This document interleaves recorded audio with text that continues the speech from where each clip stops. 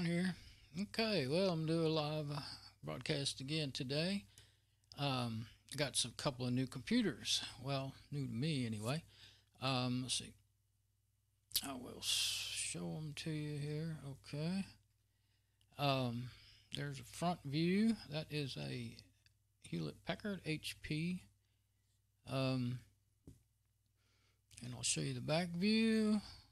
Side view, back and side view. I'll take the side off in a minute. I blow these out with the air blower to get all the dust out of them, but I haven't showed the other one yet. It's down on the floor. But I haven't started them up or anything yet. I got that one all hooked up. Let's see, I've already forgot. I've got some new camera. Okay, that's both ways of it. And now I'm going to get on down here to my handheld, and I'll show you a little more about it. A little closer view. It's an HP Pavilion 7966. I believe it's a Celeron D.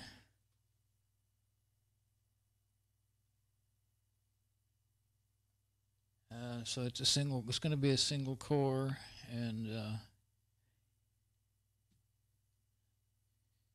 pretty sure about that, especially since it has XP insignia on the front, but we'll see for sure. But I think it's going to be a Celeron D single core. That's what I remember, and I couldn't read that tag just now either.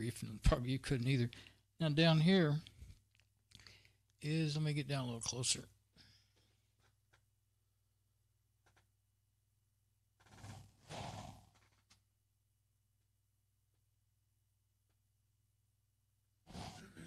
Now that's a gateway, and I think it's, I'm not sure if it's a Celeron. It's just a simple black case, and same thing with it. I blew it out, but I haven't plugged this one in at all or anything. So that's what I'm going to do today. Is I'll start with the HP here, and get over there, and I'll take the case cover off first, and then we'll see about. And when I go over there, I'm probably going to have to leave the mic. I can kind of drag it over that way, but I can't be right by it anyway, because I'm using my SM58 on the stand, or on the, yeah. Well, it's just, anyway. I tried it in my chair, so I'll just have to kind of reach back and forth. Let's see. Yeah, let me go take the side off, and then maybe I'll get the handheld again.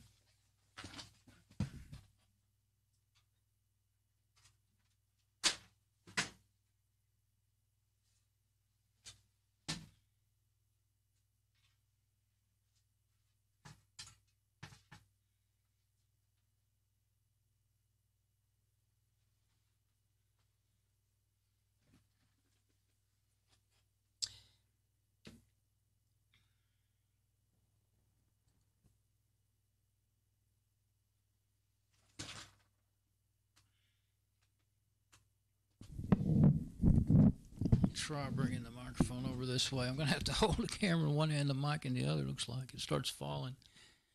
Let's see. What do we got in here? Okay, well, that's the Ethernet light, because I tell them that the Ethernet's on. It's on board, I believe. And it has a video card right there. I'm plugged into it. It does not have an onboard video, which I guess was pretty common during this time. Really, you get a better machine that way, because they all rave about all the onboard video capabilities that they have now, but they're not much. I haven't seen anything that's near as good as having a half-decent dedicated video card just for normal watching YouTube videos and stuff. I don't do games. I would like to render and edit.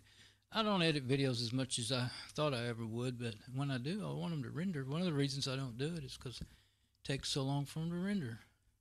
It ties up my machine, and if I try to use one of my older machines, then it has to run for 12 to 24 hours to do the render, and I have to try to sleep with all that noise and extra heat in here. So, and if one of these is better than what I've already got set up, then I'll use it for that. But best machine I've really got for doing that is the one I use all the time now. That if I can really show it too good, it's right there. Let me try from under here. Yeah, that's it. It's Lenovo i5 quad core with 4 gig of RAM, 2.5 gigahertz. Can't see it very well. You can see the right side of it, but that's what I'm using right now. But it only has 256 megabytes of onboard video memory, and that's where I run into all kinds of trouble. But it's still better than the older ones I have. But so let's. I guess I will go change my switch over and then start it up, because I can't do. Look here.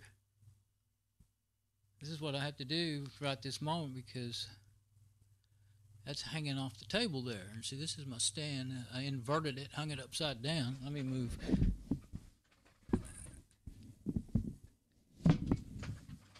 See, now it'll stay. That's how I have it fixed up to where it'll stay there. Works really well when I'm sitting here, but any other way it doesn't. There we go. Doesn't work as well. I'll leave it like that while I'm doing this, and I'll plug this. I have to keep these phones plugged in. See, I'm streaming my video from the phones with an app called IP Webcam, and but they run, it uses the battery up pretty fast, so I have to plug them in while I'm doing my stuff. Okay, let's turn it on. I may have to clean the. I've got a little CD that you can put liquid on it and clean the CD laser eye, and if it needs it, I might do that before I put a regular CD in it. Sometimes you do that and it kind of gets it wet and it takes a while to dry, so sometimes it gives you more trouble than if you just left it alone. But let's turn it on first and see what it does. I don't know. I know it won't run. Oh, what's beeping like it has? Thought it had bad memory or something for a minute. So, I've got to switch my KVM switch so I can see. I have it on my KVM switch. Because, like, why can't I see the monitor? Okay, now I don't know if it was going to give a signal or what. Leave it like that, and if I get a signal, then I'll switch. Oh, I can't switch. I guess the only way I'd have to be already pointed. I guess what I should do is point this right-hand camera over at the monitor. But I'm not getting a signal. Let's see, am I on the right one? I believe so. Sure is loud. I'm going to leave it on the monitor so I'll be able to tell.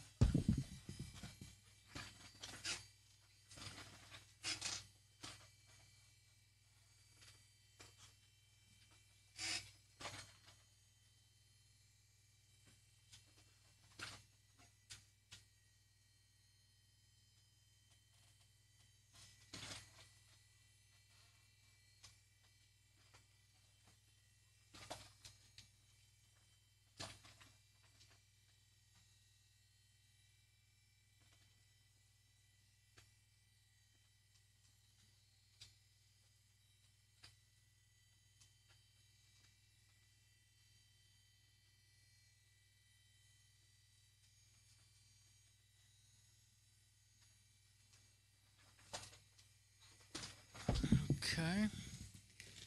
Well, I don't believe we're getting a video signal. I didn't expect that. You don't usually have that problem. I have some old video card. I don't have anything really any good. Way older. What I have, I think, is way older than this machine. Let's see. Let me go back to my.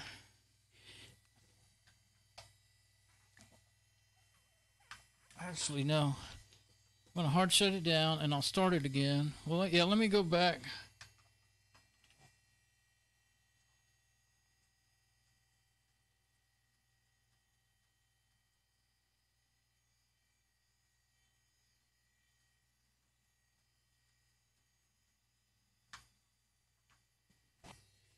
almost sounds like, yeah, I'm having to reach up there and use a pencil to switch my KVM switch, in case you're wondering what the heck I'm doing.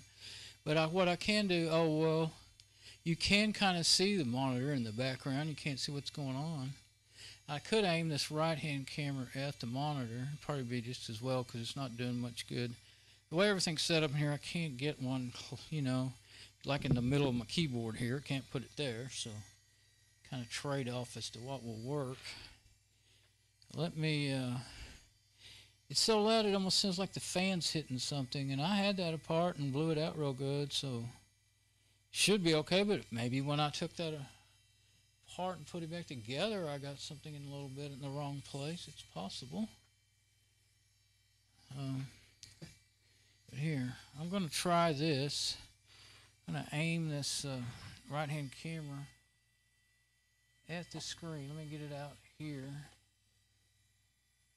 And it's going to be crooked, but it'll work. I mean, I've done it before. Let's see. You can kind of tell what's going on that way, you know. Let's see. It looks further away than I remembered. I guess what I did was put it up there closer. Move my drinks, I guess. And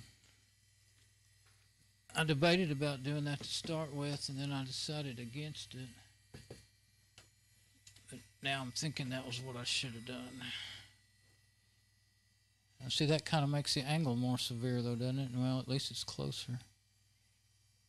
Okay, so I don't know what's better.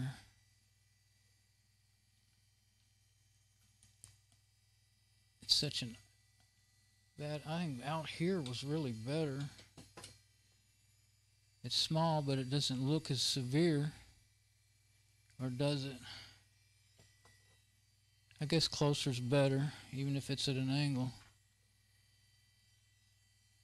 That's why I don't really ever do it this way much.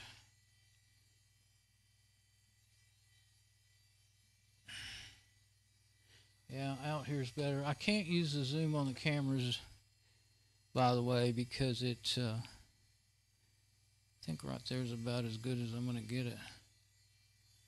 Because it gets so grainy you can't make anything out.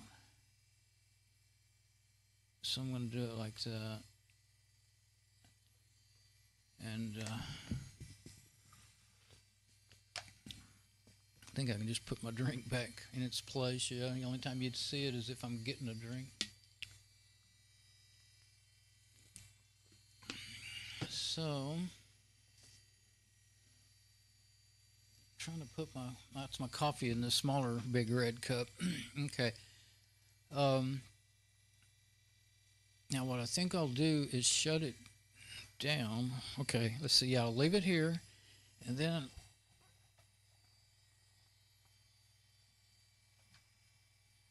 I'm gonna hard shut it down, and I'll be looking at the monitor feed out of the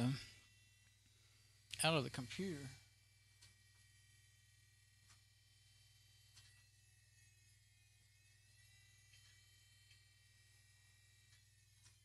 Well, it seems like a lot longer than 4 seconds to shut down. Before I even turn it back on, I'm gonna look and see if there's maybe there's something wrong with that fan or something. But we look that over, and I'll just leave it on that view, because if I try to use the handheld, I won't be able to use my hands to do anything. So put my little neck pillow up there, I guess, out of the way. Okay, what? Yeah. Okay, let's do that.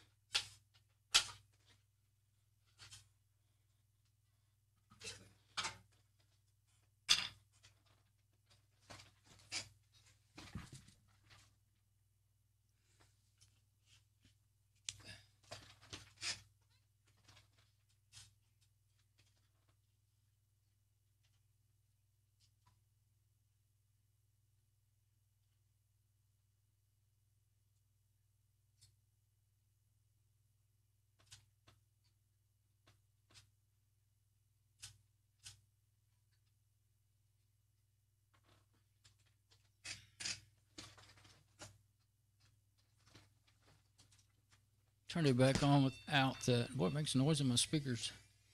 Yeah, it's just something really noisy about that. Still don't get anything on the video. Something really noisy about that fan, but it's not hitting anything. Let me look at it.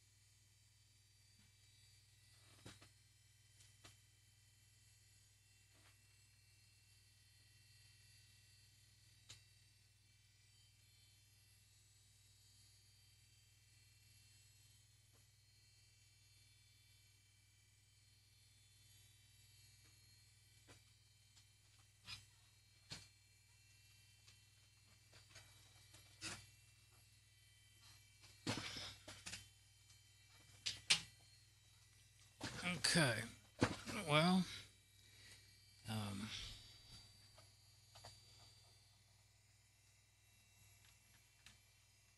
guess I could have left it. Oh yeah. See, if I don't, yeah, I have to switch over to that machine, or you can't see on the camera what's going on. So I did that, so you did see that it was black the whole time. Okay, that's what I want. It's pretty loud, but it spins really freely. I took there's a little shroud that directs the air around to the right up in there. Oh, I guess you can probably can't see my mouse. Okay, because I'm not doing desktop. Anyway, up around there's a shroud. You can probably see that it's not there. It was a big old beigeish white thing, but it is the CPU fan that's making all that noise. Don't know why I don't get video. That's pretty odd. Usually, you know, even if it won't boot, you get the BIOS or something. Something like that happened on. I had two old Pentium 3s out in the garage that I did some videos on them the other day. I powered them up out there. One of them wasn't giving any video until I had two hard drives. One was going bad, and the other one was actually a 250 gigabyte. And the BIOS, for one thing, I don't think the BIOS could read that. I don't know if it read it at all. Anyway, after I messed around with the jumpers on the hard drives, it actually started throwing up video. So may not be the card. Yeah, you don't know what someone else has done to it, you know, trying to fix it or whatever. So I think I will lay it over on its side, look at the jumpers on the hard drive, and I might take that heatsink loose. I didn't take it loose, I just blew out the fan on this one. Take it loose and kind of look that over. Let's see.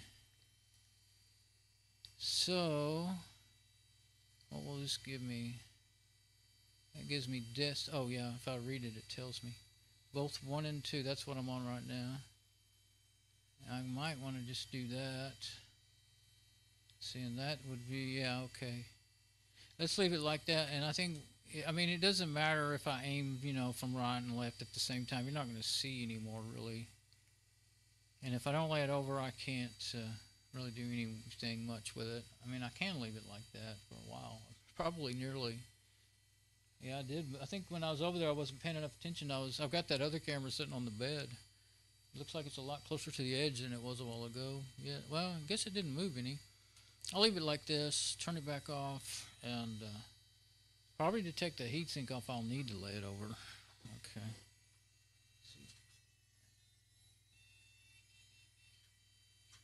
Oh, I think it might be set to instant off. That's why it's not acting right. Well, now the hard drive's making noise. Yeah, it's set to instant off. That's why it wasn't doing what I expected. I always set them to 4-second delay. I'm going to try to bring my mic over here with me.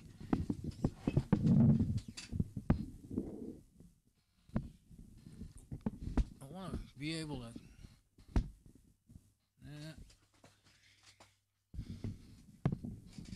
It just doesn't work good. I want to be able to make a comment here or there. Let's see, maybe I'll get me something to hold it up. There. Now I can kind of lean over.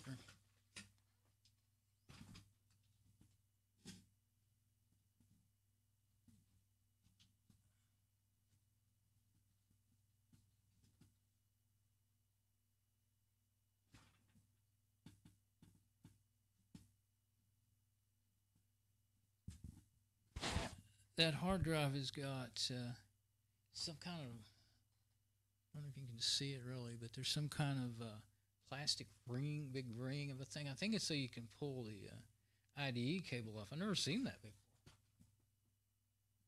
Yeah, I think so, but I'm going to get the power off.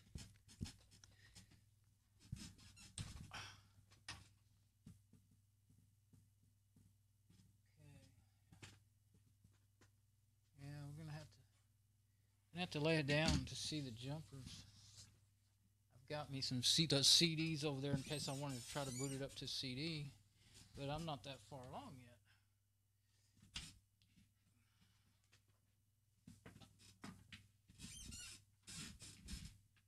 Go ahead and unplug the power so that I don't make anything worse. Now I have to get up. Look at how rusty that got right there. That's not very usual. What in the world would I made that get? It's almost like it had acid on it or something. Nothing else is damaged but right there.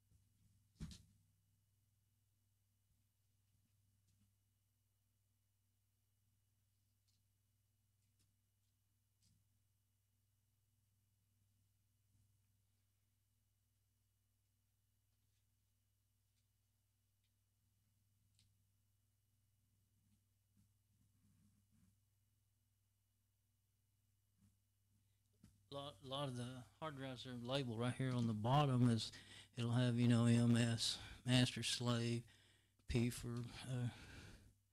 park, I think. No, not park. Cable select. Anyway, there's usually 4 letters on there, but they're not on this one. It's usually printed onto the circuit board. But the letters are on top.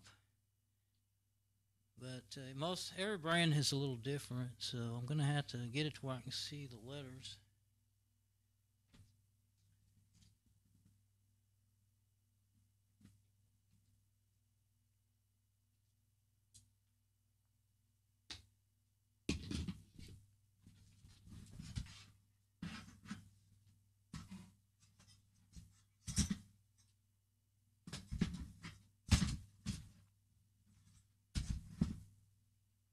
That's nice. Got the whole carriage, hard drive carriage comes out like that. I think there's only one screw in the hard drive, so maybe I can get it out where I can read it. Sometimes you can read them by peeking in there, but not this one.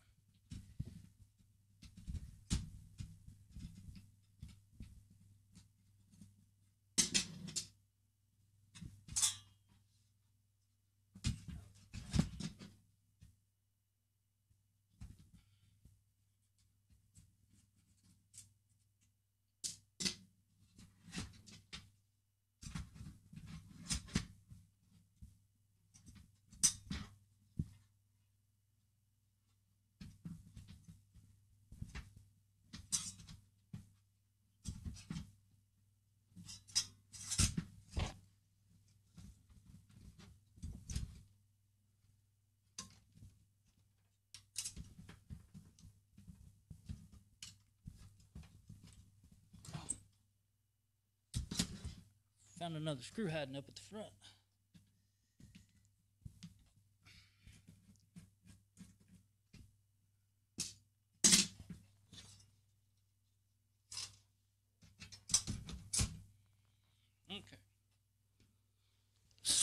see what we got here. Okay, it's a Seagate ST38002A. It's an 80 gigabyte. Okay. Yeah, here's the layout. It's on 1, 2, 3, third from the power plug. Let's see how they got it marked out. They always have it marked out in a way that makes it a little harder. Okay. Yeah, 1 and 2 limit. I don't know why anybody would want to limit to 32 gigabytes, but that's on all of them. And then that's the closest one to the power plug. It's on number. Kind of have it numbered really strange. But anyway, the one that's on, third one over from the power plug, that is enable cable select, which is normal for a lot of machines. And then master or single drive, it's the farthest one away. All the way, the jumper all the way off is drive in slave mode.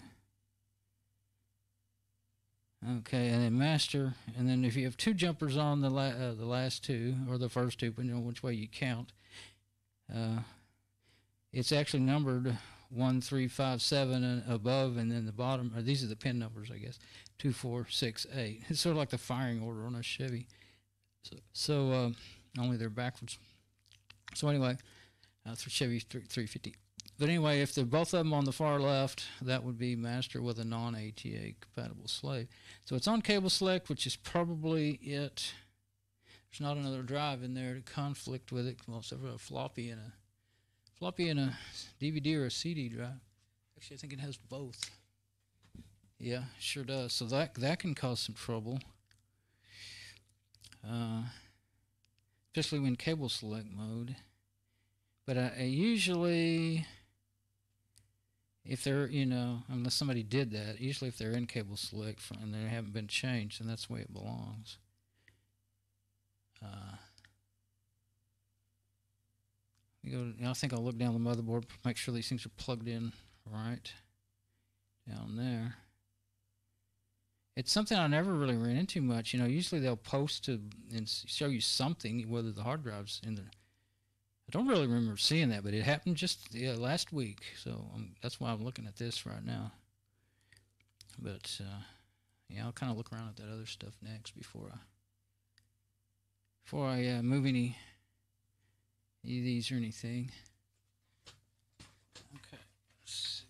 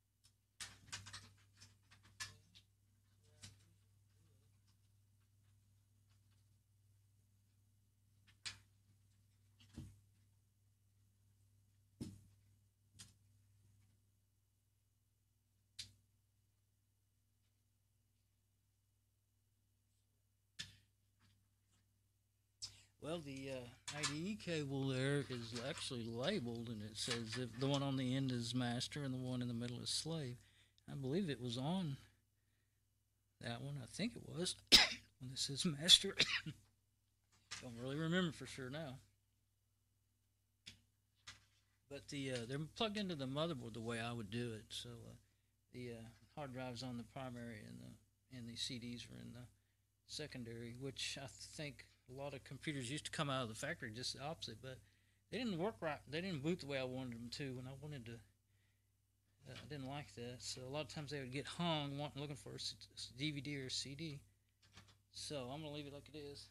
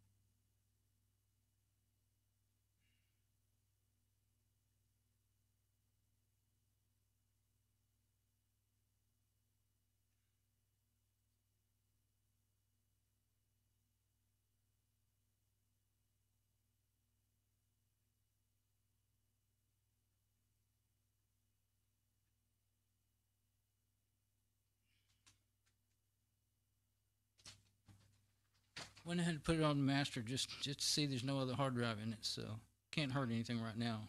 Thing is, if I'd change it and then later I forgot I did that, it might cause me trouble later. But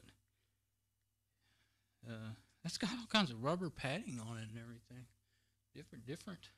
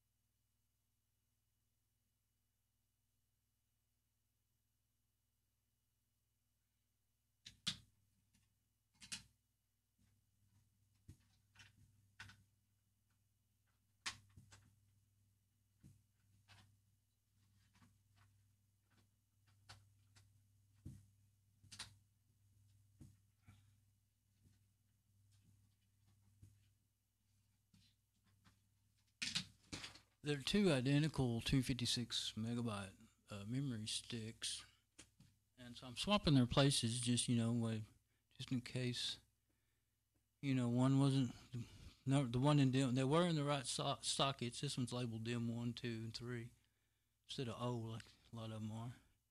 O and 1 and 2, but 133 megahertz. MT is the brand. Big M is a logo, so I'll put this one in there.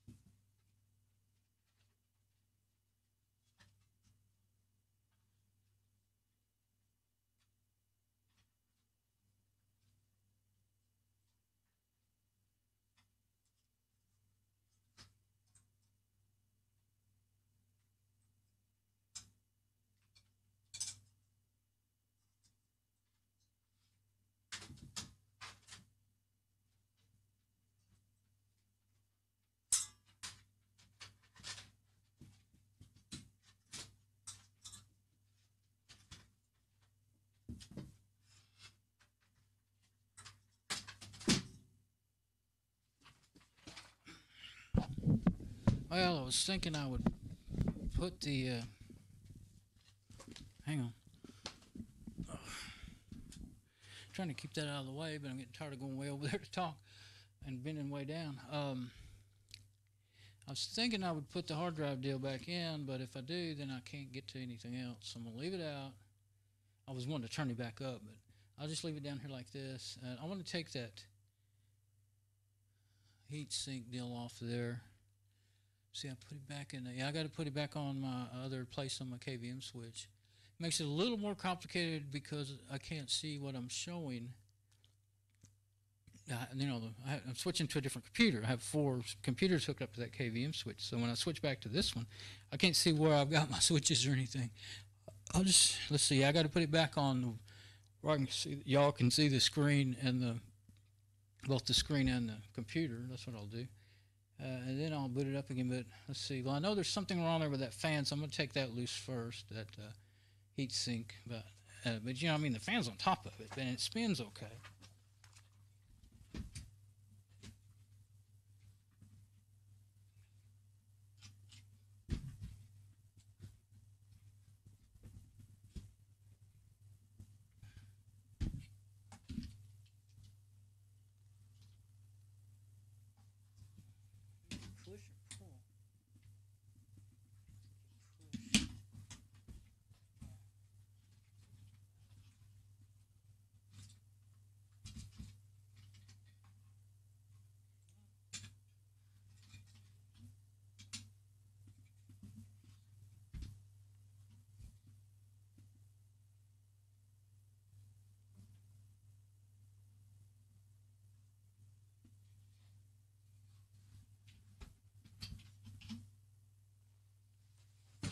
Okay, so there's hardly any heatsink paste left on it, and it needed it bad. I don't have very much. I ordered some, but I wanted to get the $2 one instead of the $7 one, and same about amount. I mean, inside the tube, but the one that's $2 comes from China, and it's not going to be here till end of July or middle and 15th of August. So I thought, well, I'll probably be all right. I think I got enough for right now. I just won't scrape any of it off. I'll just add a little bit. But I don't know what's wrong with the fan and why it's There's a big delay between what I do and when you see it, so it's kind of hard. But I don't see why it's making so much noise. There's nothing in the fan. One of these, yeah, one of those other ones, I think it was, one of the blades in the fan, the heatsink fan, was actually broken hanging it up. But I saw that and took it out. Because when I was spinning, when I blow it, it spins the fans when I blow it with my air blower. And wasn't this one, it's not missing any. And I'd fix that one up. I don't know if it was this gateway here or one of those other old Pentium 3s. But anyway, I really don't know why it's making noise. It may be, I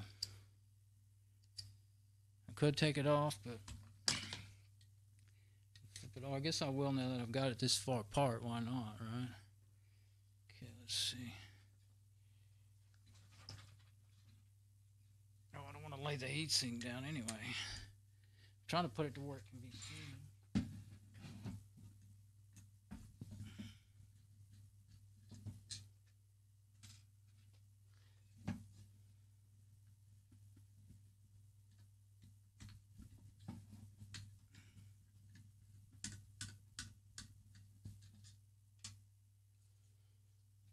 Let's see. How am I going to know? I got to mark that or something. Let me get a marker.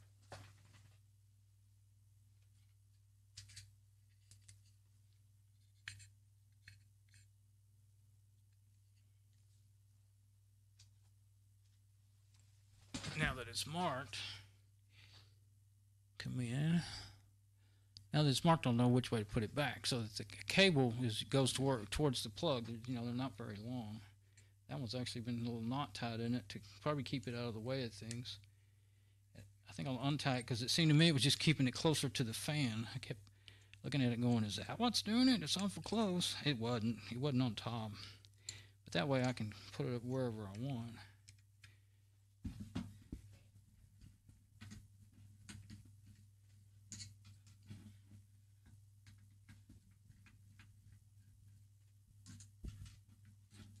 Oh, well, that thing was so filthy that no amount of blowing, I mean, I really went after these things. No amount of blowing was going to clean that off. Oh, I was hearing a noise.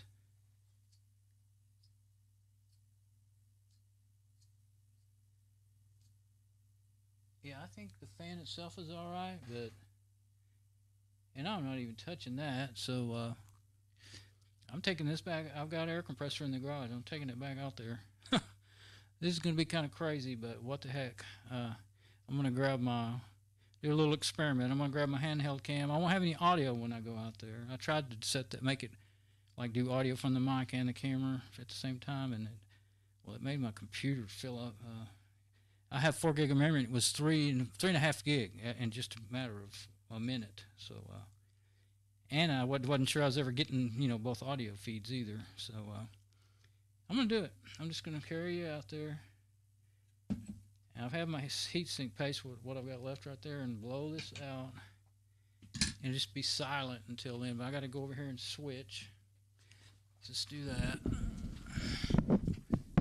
Won't be silent while I'm moving the mic around though, will it?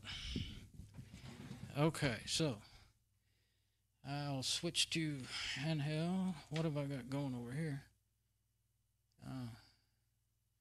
It did something, but I think it's okay. Let's switch to it and see what we got. Okay. Now, and before I go outside, I'll go ahead and I'll switch my desktop first, and I want to check on my feed. I go outside. I like to check and make sure it's working, and also, if somebody tried to chat with me or something, I don't want to be completely rude. I mean, usually they take off before I figure it out. It's another thing. I can't leave this machine's not powerful enough, and this stupid YouTube page uses too much memory anyway, but I can't go on any YouTube page while I'm doing this. OBS uses enough. Like here we are. It's not that bad, but not bad on memory at all, 440 megabytes, but it uses 22% to 26 generally of CPU. And that's total of all 4 cores, like an average. And Firefox is fine right now, but as soon as I go to YouTube page, it's only 323 megabytes, and it'll go up and use some processing power too. When I go to my live dashboard page, I think it may be worse than a regular viewing page, but either one will. If I leave it there, it will fill up. Even if I stop the feed from playing, it'll still sit there and use up my memory. I've tried every way. But I can look. Okay, see, there's what I was doing a minute ago. I'll pause it.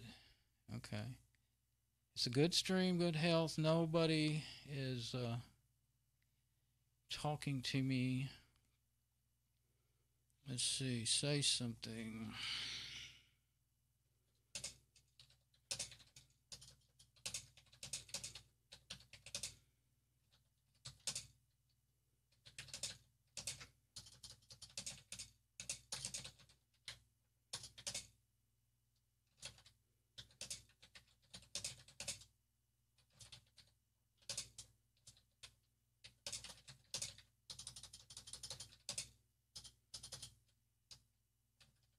Can't type. CHECK.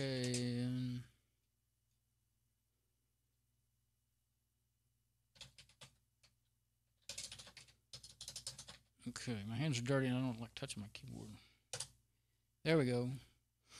Okay, so now here's what I have to shut this down here to keep from using up. Oh, I was going to show. Didn't really get to show. It was up to 573 by the time I got over there. It was probably about 600 and something, but it'll just steadily climb as a thing. And once it gets up to 1 gig, it brings this computer pretty much to a halt when I'm trying to do all this at once. So go to cam 3. Take that fan. So I guess if you're going to blow out a really dirty computer that someone gives you, you better go ahead and take the heatsink completely off every time. I did it on that other one that was with the broken, one of the other ones, and it was, I could see that it wasn't getting clean, so I took it off. Probably the one with the broken fan is the one I did it to. But anyway, oh, I know which one it was, my IBM server. I wanted to be really thorough with it because it's my server that runs all the time, and it's back to being really quiet again. It was getting loud and driving me crazy for about a month or more. So anyway, here we go. We're back on handheld cam, and it doesn't have any audio. The audio comes from my mic in the house here, but I'm going out in the garage. Take that with me and blow it out. You'll be glad you don't hear the air compressor anyway.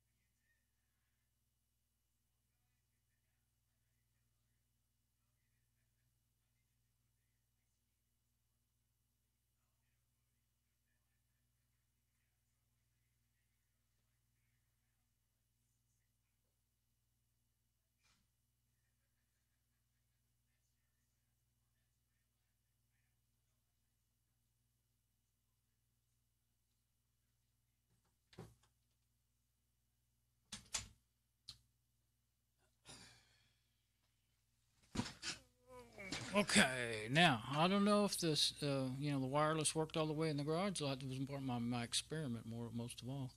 Hopefully it did. But I mean, it spins about the same as it did. But I found out that the best thing to put in these electrical fans is that something like that CRC electrical cleaner, that contact cleaner is what it really is. But it helps clean the bushings. They get gooey. And I tried out white lithium grease. I thought that would be good, but that stuff gets hard and gooier than axle grease and wheel bearing grease. I mean, we used to call it axle grease, but not 90 weight that you put in your differential, but wheel bearing grease, the really gooey stuff. It gets harder than that junk when it gets very quickly, a couple of months. It messed up more of my fans and stuff. It said it was safe for, I wonder if that stuff's a lot like this right here. It looks just like it. Anyway, I wouldn't use it because it dries up and gets hard. And you want something that's going to stay. Oh, okay. I marked this, but I didn't mark the fan itself. But I do remember that the cord was on that side, so I'll still be all right. So let me switch back over to the one that, let's see. Which one is it? Not that one. That one. That's the one pointing at the computer, and even I was going to try to leave it. I can't leave it laying up. I could have figured out a way to put a camera up high looking down in it, but I didn't think about that ahead of time, and I'm not going to keep re-aiming cameras in the middle of my live video. So anyway, hopefully the video came out. If that works, that'll tell me a lot, because I've been thinking about trying to, instead of just carrying one camera out there and setting it down. Well, the only thing is if I can't stream the audio and the video, it won't work. But I could set up 3 cameras out there and work on the next thing I'm gonna do is work on my truck. When next time I can get out there early in the morning, it's too hot, and from noon on, from 2 on, it's too hot. But anyway, I'd like to do that and just use OBS to stream it live, and then I don't have to worry about uploading them later and all that stuff. Wish I had a wireless microphone, but I don't. But been thinking about ways to use some old wireless house phones to do that, but their batteries only last 20 minutes. One of them 10 minutes. That's when we got some new ones. Have to buy new batteries, and I don't think 30 minutes, 45 minutes probably the tops, and that's not long enough. I don't know if my biggest problem of streaming from the cameras is the network bandwidth is not enough, and you'll see if you ever see my face, you'll see I'm way behind. And I was telling the video is behind my audio coming from my mic. My mic's straight into the computer, and so the video is way behind it being in it, streaming and everything like that, and all the lag that it gets. So anyway, let's get back to work. Gotta have a drink.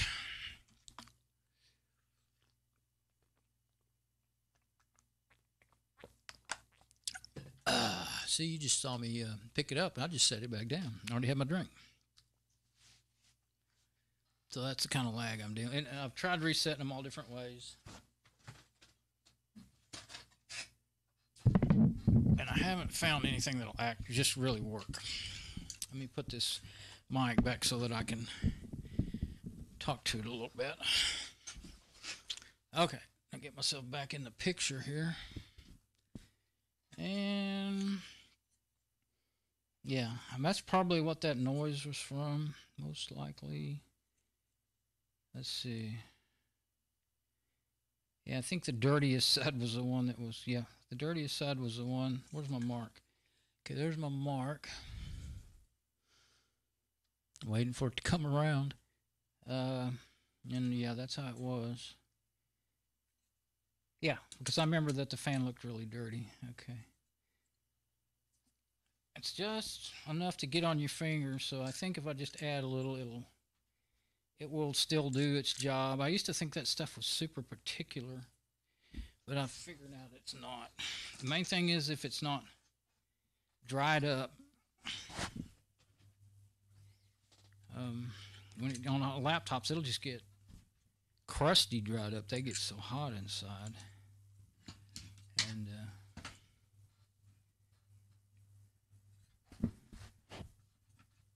then they'll overheat and shut themselves down. If you keep on fighting it, whoops, I just laid it down.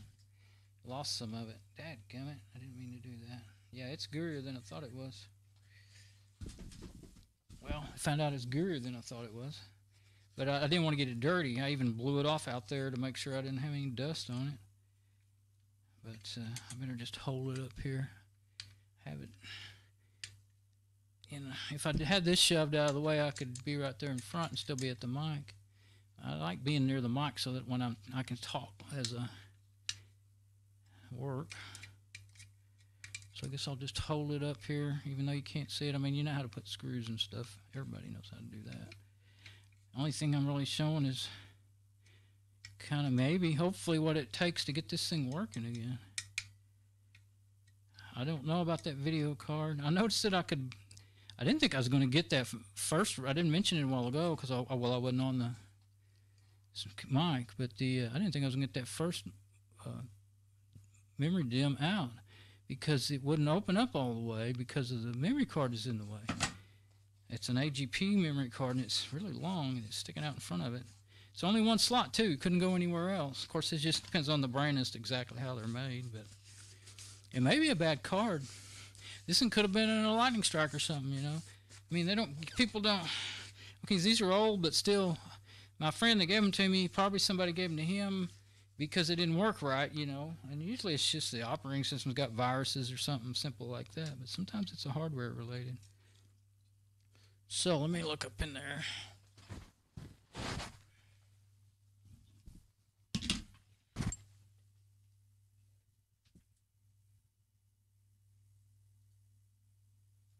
Okay, so I'll give you the once over inside. Let me get up. I have to, no, let's see.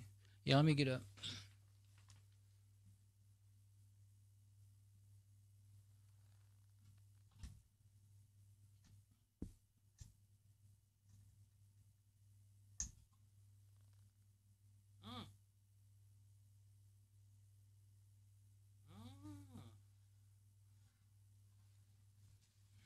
I saw that bent and I thought, oh, that's nothing. That's just a bent heat sink. That's not a heat sink. Those are some pins to plug in a header pin to put a header to plug in something like probably an extra cable. I can't say the right words. IDE cable or something. A lot of some of these cards have cable things like that you can plug in. So I got to that may be shorting it out. It could have ruined it, or maybe it's just why it won't post any video. I'm gonna straighten that out and see if that straightens it up. I was going to say I'm going to take that out and inspect it, but that may be what it is. So let me kind of look it over. That helps me see. Matter of fact, since I can't fit down in there, this phone can. I do that with my magnifying glasses a lot, but if there's enough light, I know that's pretty bad, but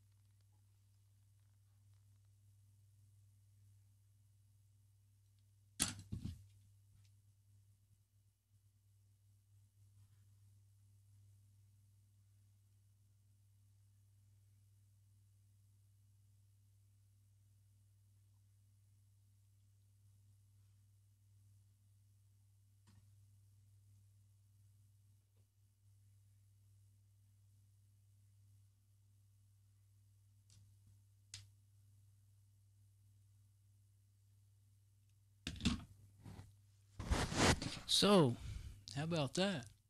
I bet you that's what it was. I bet you those pins were shorting on each other. Those two front ones were bent pretty badly, and the top one was touching the one next to it. That's, unless they were both grounds, it's going to be a problem. So, hopefully maybe we'll get some video. So I'm going to put it back together now, put a little heatsink paste on it, and see if we can get some video out of this thing.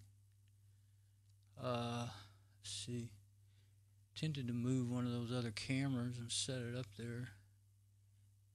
Guess it wouldn't be a big deal. That one that I moved towards the monitor, of course, we're just about ready to use it now, but this one over here, the one that's on the bed's kind of harder to aim. I think I'd leave it alone. Well, it's not, well, today it is. It's not necessarily hard to aim, but that one, I think it would make it. Probably wouldn't show. It's not tall enough. But I kind of would I always like it when I'm watching videos to see exactly what the person's doing, I guess the one on the bed, I could do it. It's taller. It's also harder to fit in that spot over there. Yeah, it's the only one that would really work. Okay. While I'm thinking, okay.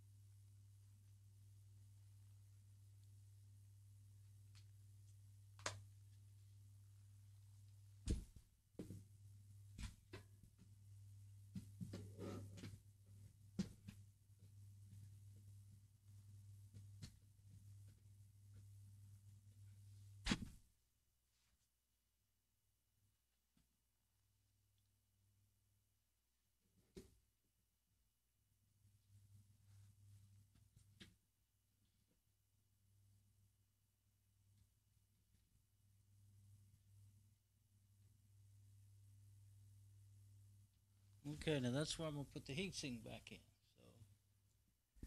So, and then I'll leave that hard drive out until I get that done.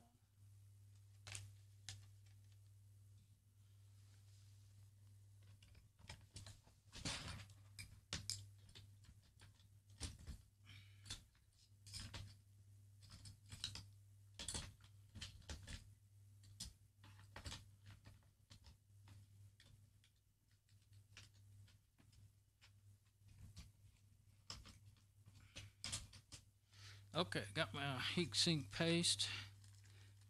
Actually, my old friend that gave me these computers gave me this. I had some and I'd run out, and he was up at Fry's Electronics. It's one of these. It's an electronics store that's over about almost 60 miles from my house, and he used to live next door to me back then. But anyway, he was out there and he got this. Paid $1 for it, which was not a lot of money, but it was kind of high for a small amount like that. But so I'll make it last. But anyway, I ordered like 4 ounces or something. Okay, let's put some on here.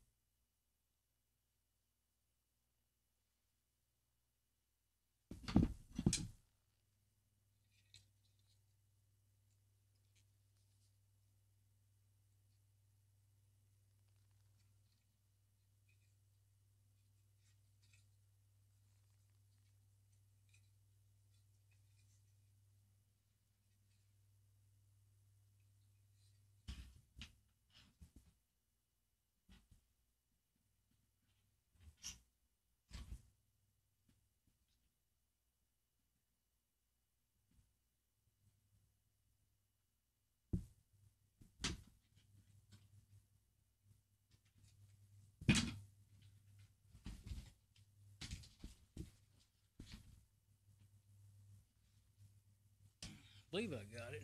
Pretty tricky for my hand.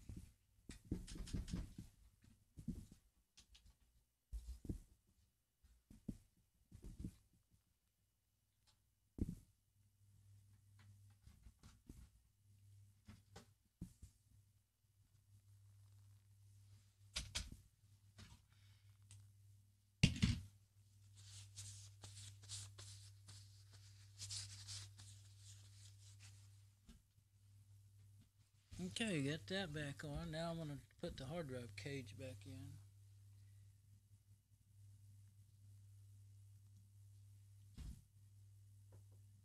Yeah. Did you open the garage door? Yeah. Oh, okay. I opened the door and the light was still on. I thought, oh my gosh, is there a short in that? No, I did it.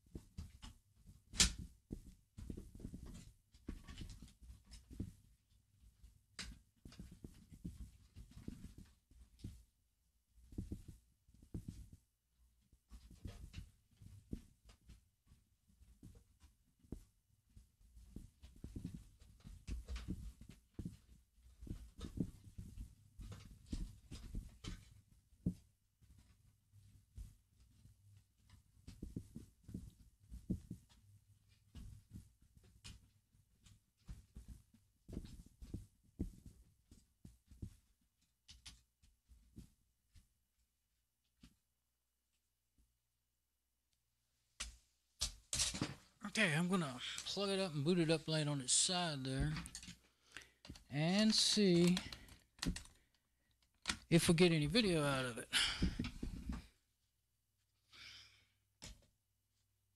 Put some of those tools back so they won't be in the way.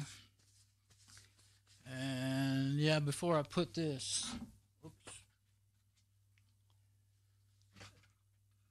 this little vent, that's the way it goes. See, it blows, it catches the air off the, I guess the CPU fan blowing out. A lot of times they blow in, but if it's not, they're fighting each other.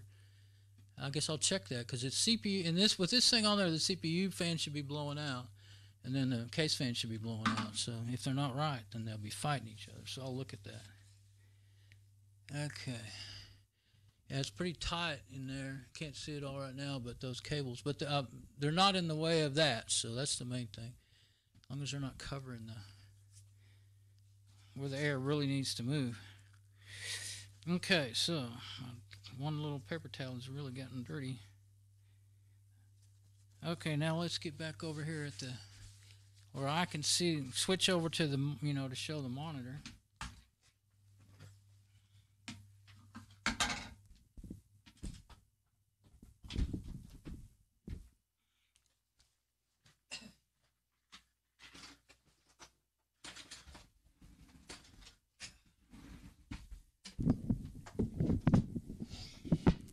I usually don't move my mic at all. That's just going to make a lot of noise. Oh, I got to move that camera. Well, I'll do this first, but I got to plug that, move it back where I can plug it in. They'll run, on the batteries, but not for a long time. But I got a picture right now, so we're good there. Let's put it on. Yeah. No, not desktop. 1 and 2. Oh, I don't have camera 1 and 1 and 2. Okay. So one's aiming at my monitor and one's aiming at the machine right there. You can see that fan spinning. That's good enough. And could move it a little more, couldn't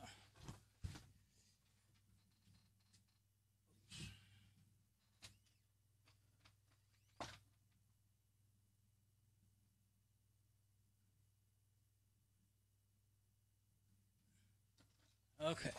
And you can see both fans. And I can see them too. But now I got to switch.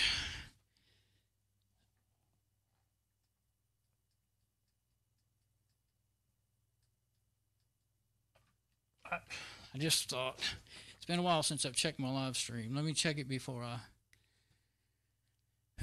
go off, and I'll just leave it like that though. I'm gonna be checking my live stream before I go off and consider everything still working.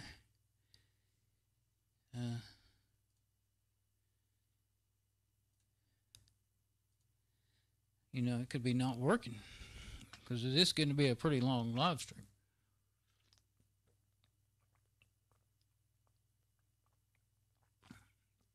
Oh, it's so hot outside that it feels warm in here. It's only 84 now. It was 95 or even higher this afternoon. It's not really warm in here. Actually, if that's right, it says I've got an outdoor antenna. Yeah, 78. It says 84 in Fort Worth, and out here at my window it's 78.8. But it just feels hot, especially when I was out there blowing that off. It felt hot and steamy out there. I don't think you could see it, but a little white cat that likes to come in our garage sometimes, the neighbor's cat, keeps sneaking in there. I don't know what. I guess it was cooler. She went somewhere. She used to go in the attic. We used to have an actual air leak, and it was cool air coming out in there from the air conditioner, but we supposedly have that fixed. But anyway, live stream is good. Hour and 25 minutes, nice and long as usual for me. I like to at least break them up but I didn't want to stop. It's the same subject and everything, and it just takes more time to stop and start, so I didn't. So I guess if anybody wanted to watch it, they can skip through. That's what I do if they're really long, but I like the basic subject. Okay, so yeah, that'll give a view of the monitor and the machine as it starts up. So let me switch over so that I will be able to be showing that. We'll both see the monitor coming from the HP over there. Okay.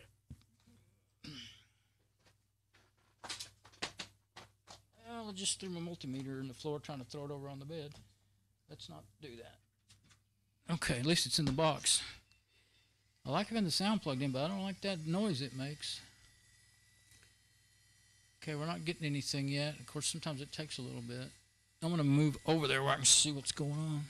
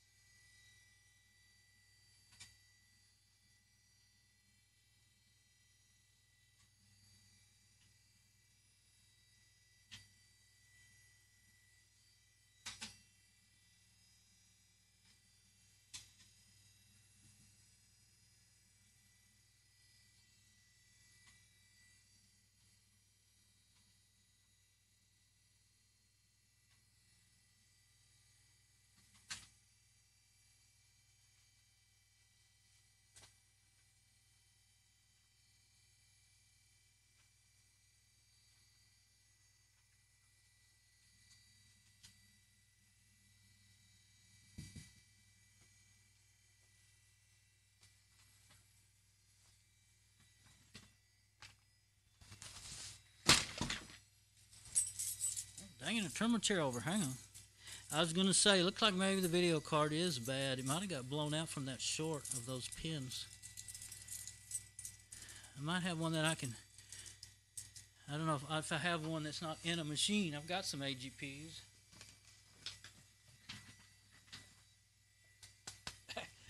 Actually, one of those Pentium 3s in the garage that aren't really good for much have. One of them had an AGP in it that I think said... One of them said 64 megabyte. Oh, in the BIOS, 64 megabyte memory, but it might have been on board. If it was an AGP, I could put it in here. I mean, I've got a couple right here in my tool case here, so let's see.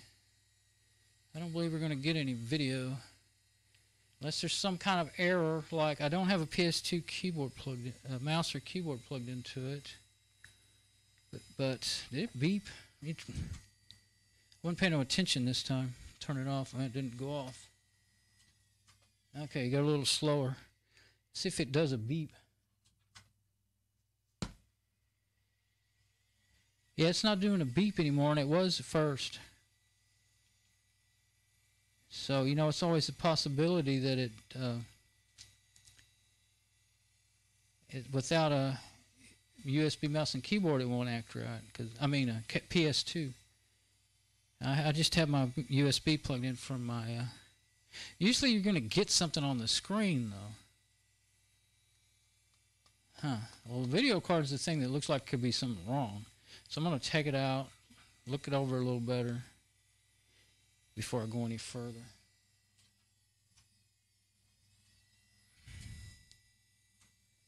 Damn it. It's the trickiest thing to turn off I've ever seen. Definitely, if I can ever get it going and get in the BIOS, I will change it to that 4-second delay. That always works better. Okay, get off that.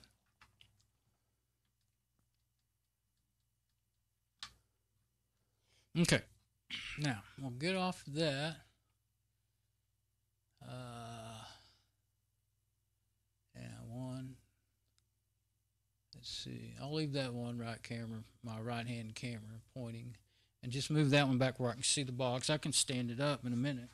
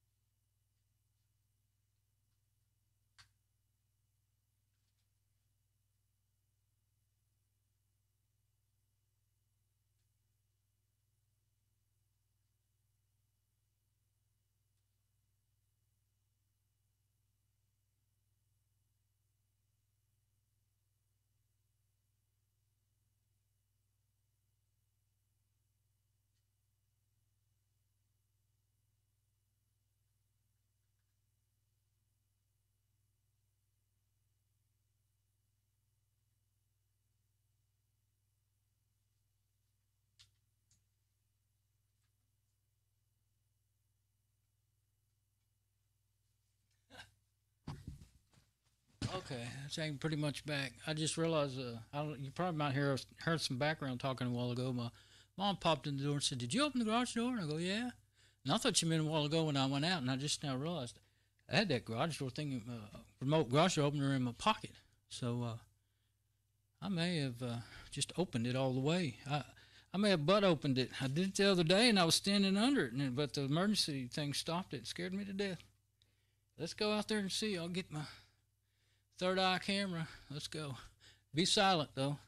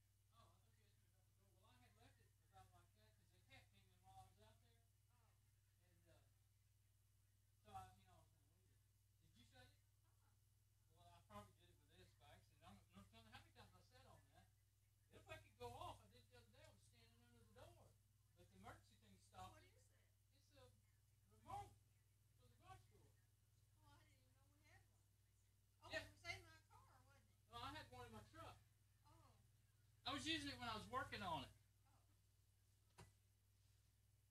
it. Oh. Sorry, I got hung up talking about all that. Okay, so it was shut, and she didn't know. She didn't shut it. So anyway, I may have shut it with that in my pocket. It happened, like I said, it happened to me the other day. Once I had it in my pocket, and I sat on it, and another time I had it in my hand. I meant to shut it, but I really didn't mean to do it right then. And then I was walking, and I was close to the door, and then I bounced by accident, and made it go up and down. So anyway, you shouldn't let kids have toys like these. Aren't toys. These aren't for kids. So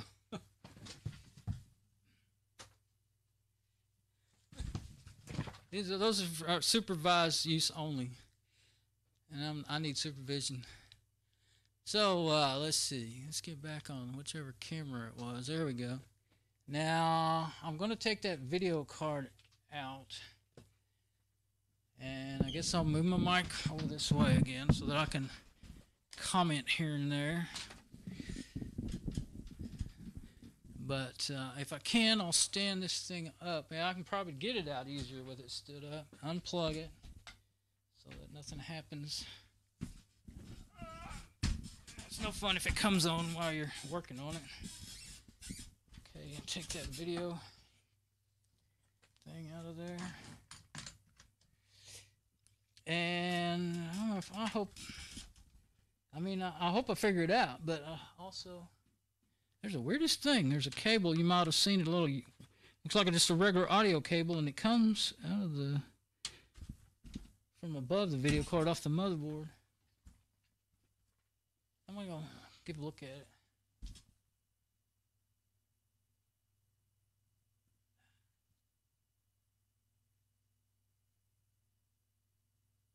It's got a weird picture, like a speaker, I guess. It's really hard to tell what it means, what it's supposed to mean. I guess it's another audio out. It's like a speaker out. Sort of, almost looks like a picture of a cone of a speaker, you know. Not sure, really. Everything is getting in my way. I usually have a little bottle. I've got stuff in it. I don't like just laying my screws around where they get lost. I put them in a bottle usually, or somewhere where I can't knock them around.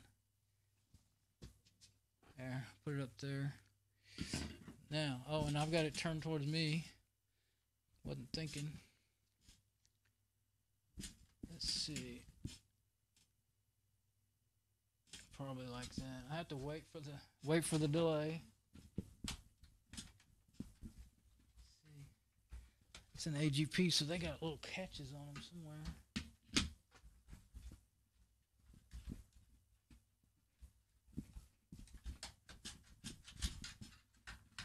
Yep, it's got a little clip back there you got to push. Okay, let me look it over.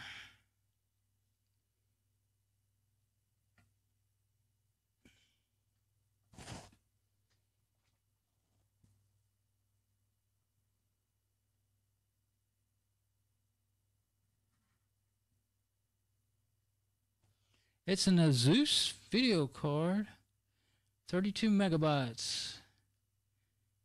Not the worst from back then. And it's just a VGA, that's it.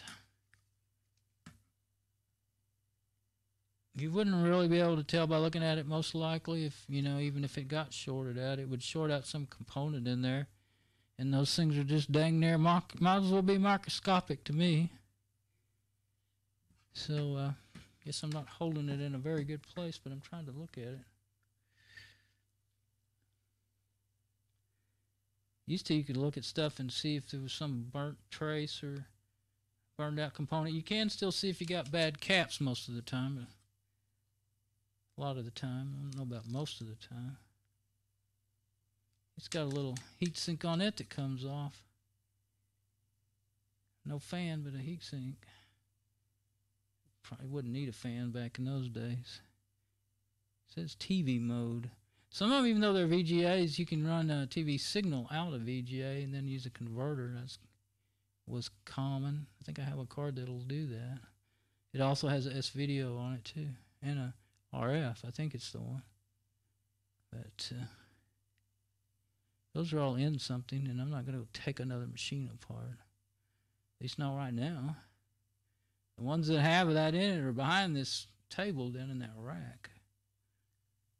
But I do have something, and I have popped it in a machine before just to see if I could get a signal. Put this somewhere. It's dirty, and I don't want to put... That is my bed over there to the left. Now I don't want to put dirty stuff on it, but I've just put it over here behind my keyboard. As long as I don't shove the keyboard around. Let me give one more look at that. I straightened that pin out pretty good. It was the last one on the end here. Pins 1 and 2 is what it was. They're numbered. But I'm not sure what that's for.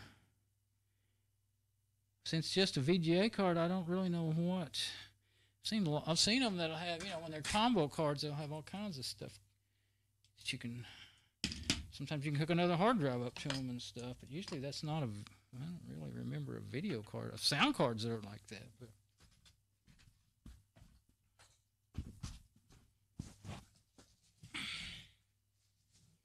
Okay, I gotta get my tool rack out of here.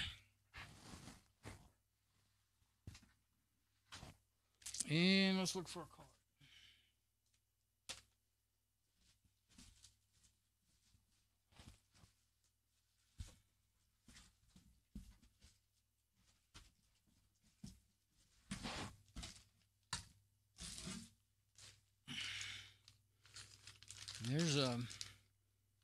There's a VGA card. Actually, that's not a VGA. That is SCSI. That's a SCSI card out of an old computer that had a SCSI hard drive in it. And I don't think there's any video on this. That's an ISA card. Anyway, but you can't see now. This is what I was talking about. You can put a hard drive or hard drive on that. And then it has a serial port and can't remember. I don't really need to. It doesn't say, but anyway, I always forget. Yeah, there's one on this computer too. I guess that was where you put the printer before they went to USB. COM port, I guess is what it'd be called.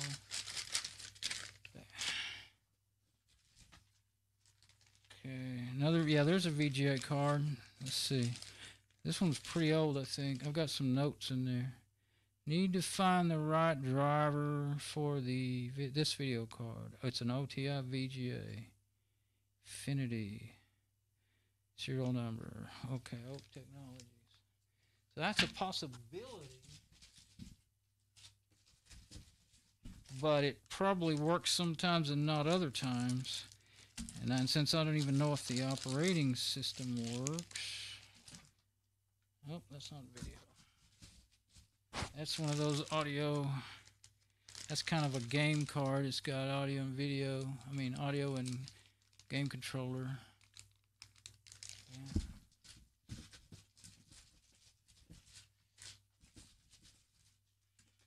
Those are modems. So I'm going to leave that one out because I may only have that one.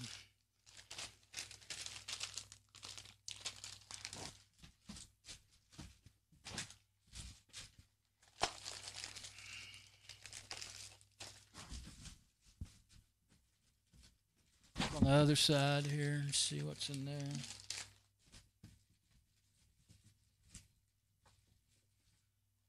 I think it's mostly just modems and there's an Ethernet card.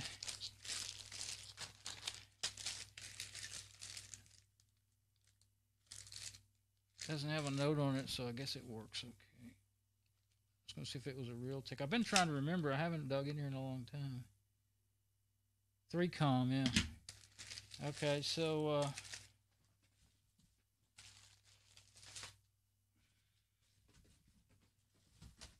oh, there's one of those big cables. It's an IDE. It's an old one. It goes to one of those cards. Actually, that's not an IDE. That is the SCSI cable for that SCSI hard drive, which I guess it may be. I don't know. Are SCSI hard drives IDE interface too or not? I don't remember. I hooked that up and it worked. I hooked it up in a couple of different machines. It was really small. It was, I mean, it was like, well, small in today's standards. I think it was rather big for back then. I think it was like 2 gigabytes or something. Can't remember now. Maybe it was just 200 megabytes. I don't remember. Pretty old machine. I remember that. But those are all modems. So none of that's going to do any good. I have had a few modems that worked. I had several, you know, most of these were like 14.4s and stuff, but I had some 56Ks, and, you know, you didn't really need them in the machines, or the machines sometimes when sometimes I thought they were no good anymore, and it turned out it's just the power supply. I found out later and stuff, and anyway, I'd say I don't like to throw things away as long as they work. Yeah, there's one I remember. It's got the sticker on it when I bought it brand new. That's a 56K. I know that. So if I ever need to fix anything, I'm ready. I have modems, and I think half of my machines that are ready to go. And if your cable goes down, then you can still get on the internet with dial-up. I have a. You ever heard of Net Zero? I've had an account with them since way back when I had AOL, back in the olden days. And Net Zero was free for life. And I don't use up their money. I hardly ever use it, but once in a great while, when the internet goes down and I'm dying to see what's in my email, I will dial into Net Zero on a modem, and I can't even read hardly an email because it's so slow. With a 56K modem. Okay, here we go. Here is oh, that's an ISA card. No gonna go. Where's the one I just took out? So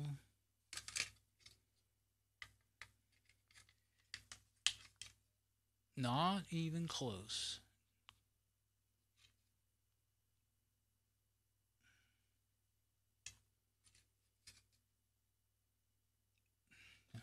I've been watching a bunch of videos. I've always kind of wondered, you know, servers, back on another subject, servers, you know, they have a lot of processors, a lot of them, and a lot of memory, and you know, like dual processors and huge amounts of memory. And I always thought, if I could make me a desktop out of an old server once it got old, you know, but still good enough for me. But the downfalls, they have very, very low, like 32 megabytes. Even, you know, even the ones from, you know, 5 years ago have 32 megabytes of VGA video memory, and that won't even, you can't even watch a video on that. I got 256 megabytes in that other machine, and I can barely watch a video.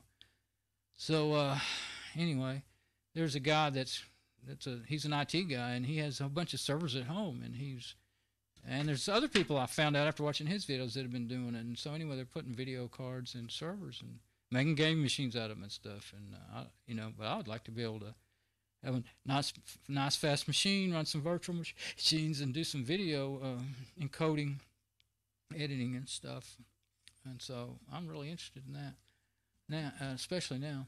But no, this is an ISA. If you were born last week, and this is an ISA. This is from way back in the olden days. This is a VGA. This is in the recent history to me, in olden days to some of you. And this is the last one before PCIe, X1 and 8 and 16 and on.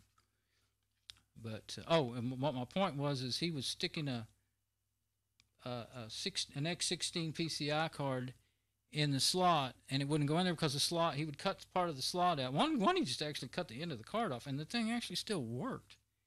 And he said they would work, and people were doing it, but they would just not be quite as fast.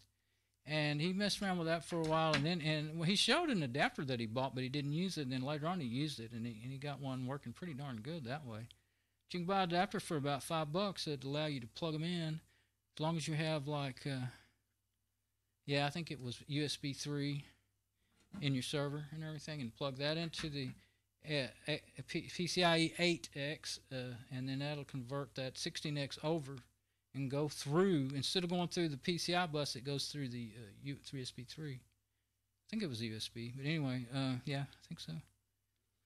But I'm pretty sure I've used this one, unless there was another one like that.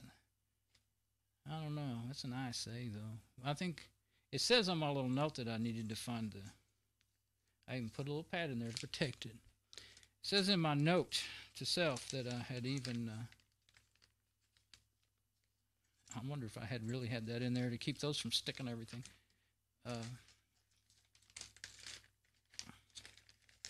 Probably have to take the note out. Then I needed to find a driver. It might have been, I'm sure it worked, but in BIOS, but probably didn't work right in the operating system. But being that it's that old, I don't really have a machine that I really mess with. I have some machines that old, but it's probably about 8 megabytes or something like that.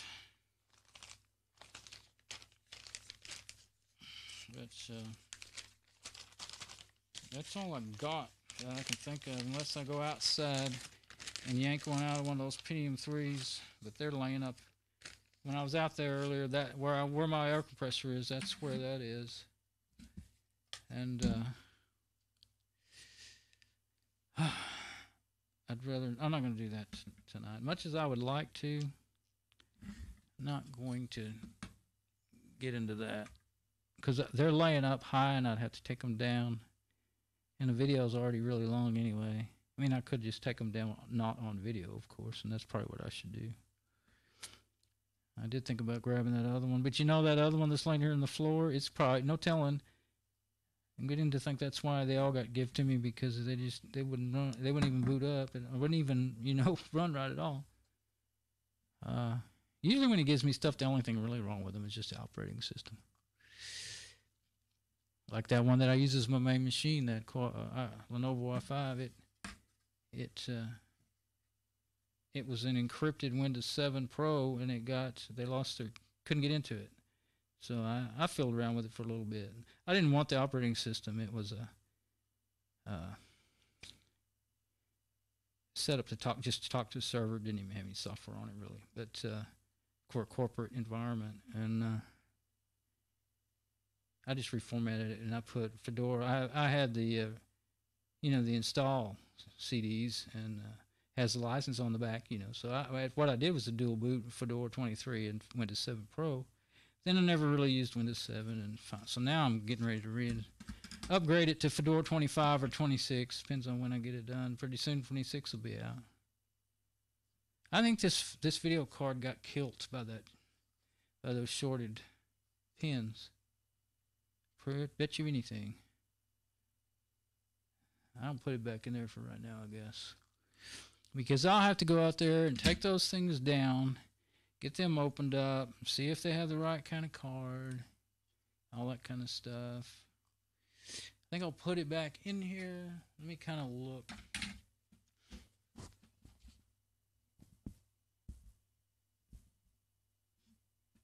It's always a possibility that, you know, like the guy was trying to straighten it out and he took it out and it seemed like it was in there good and didn't get it all the way back in or something. Still other possibilities, even though it looks, I mean, I'm definitely going to stick another card in it because before I fiddle around with it a bunch more, but there could be other things plugged in wrong, a jumper in the wrong place on the motherboard, but that's the most likely, I would say, wouldn't you? Usually the most obvious thing. See something that obvious, that's usually what it is. Usually. Yeah, but that big old, I don't know if you can see that in the video. That big old, about to lose my mic. Big old audio, it looks like a 1/4-inch audio jack, female, for just a regular cable, but it screws up to that little 1/8-inch audio. Evidently it's audio. If I could see the board good enough down there, I could tell.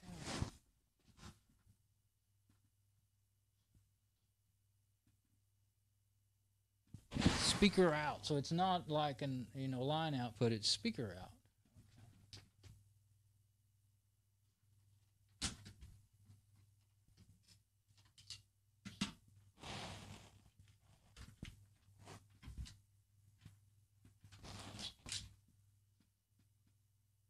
And it looks like it has 2 cables, audio cables, the SPDIF cables probably. I can't read it, but I imagine that's what that is. Yeah, one of them I can see the shape of it. That's what it looks like. Looks like they're probably going up to the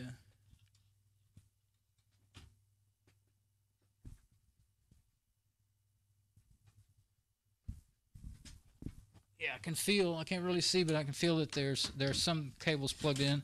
So these drives, oh yeah, one says HP DVD and HP CD, so evidently it had factory DVD and CD. It may be a CD writer and a DVD reader only. That's how that used to be.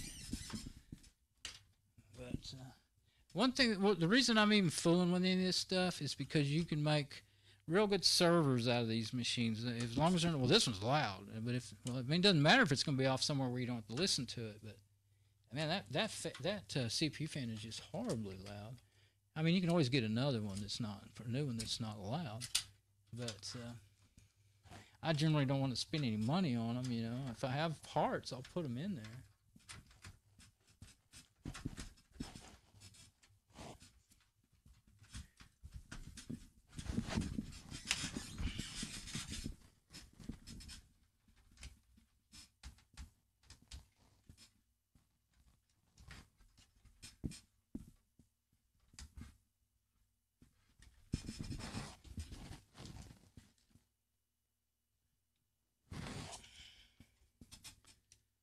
Yeah, I don't think there was, anyway, yeah, my IBM server is around this age, and it's been really good. It wasn't a server, it was just a desktop. And I put Fedora 23 server. That's Linux, if you don't know what Fedora is. It's a Linux distro. I forget sometimes that what I'm, saying. Okay, I don't know. I didn't know that camera was down that low.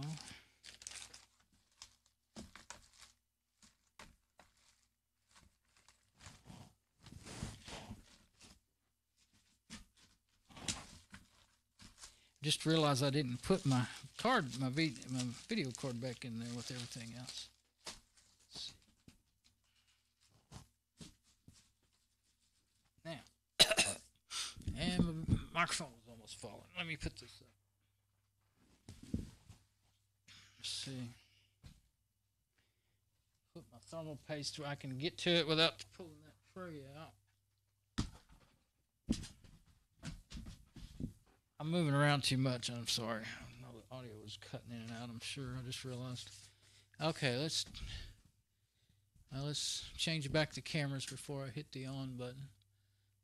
But yeah, I'll leave it sitting right leave it sitting right there. I'm disappointed that they usually work. They just don't. Usually it's the operating system. Hell, either way, I made it. If you don't know how to work on computers at all, maybe you saw some things you never thought of. Let's see. What do I want? I want to switch to 1 and 2. And now I got to switch me over so I can see the video output.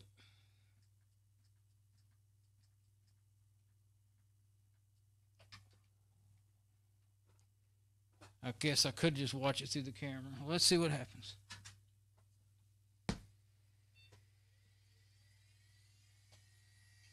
Oh, look there. HP. Well, let's just let it see if it boots, and we won't try to get into BIOS until we, get a little further in there. I don't like my thing hanging out there. There we go. Maybe that's better. Huh. Maybe it somehow made it reset. Might not have unplugged it after unshortening those pins. I don't know about that.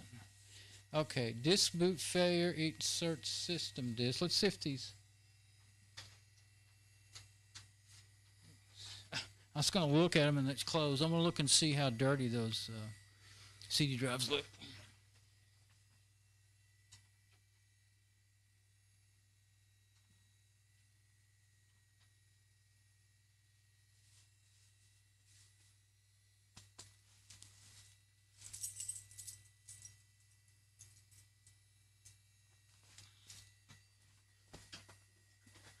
Okay.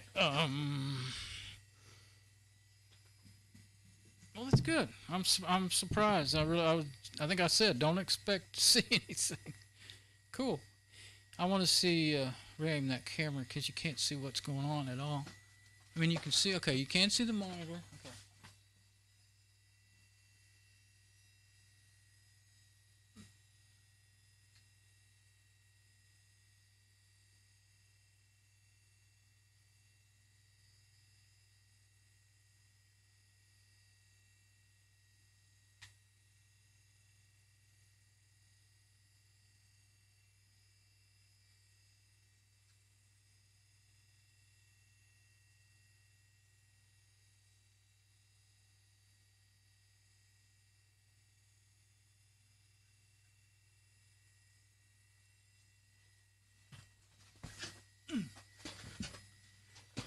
Okay, now I noticed that before I started, but I didn't expect anything good to happen.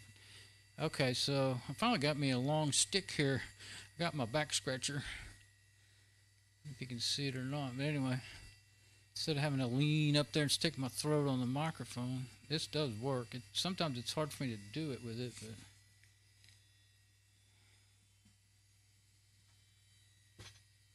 Oh, I hate getting that filthy.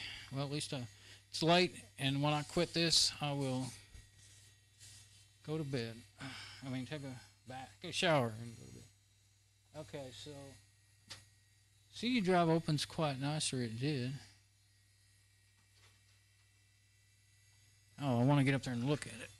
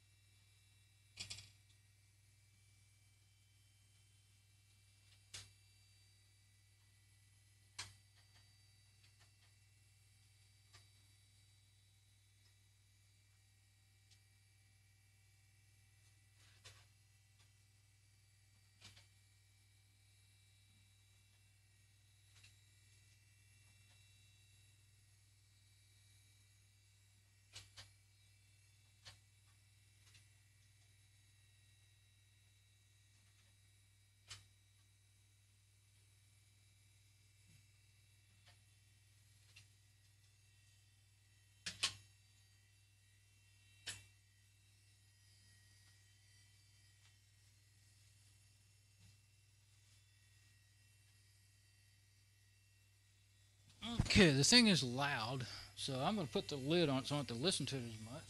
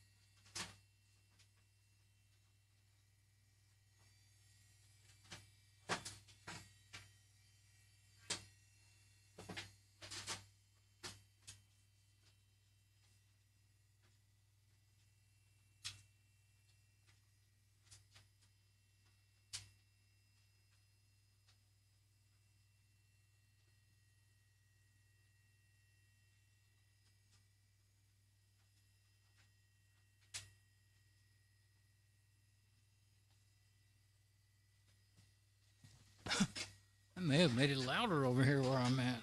It's definitely an unbearable fan. You know, I have a brand new heat sink and fan that I bought one time and it didn't fit the machine I bought it for. It's for an AMD processor, but heck, I don't know for sure what this is yet. That's Intel. But the fan would probably be about that size. It'd probably fit. Okay, disk boot failure. Let's try and see if it'll boot to a CD. That DVD in the top there, it won't push the door open, but if you open the door, then it'll work. I didn't have that where you could see it, but USBs are... I guess I'll put my mic... Well, they need to be on that side while I'm working. Yeah, that's why I had one camera on the right, because I wasn't thinking about needing to see the modem. There's two...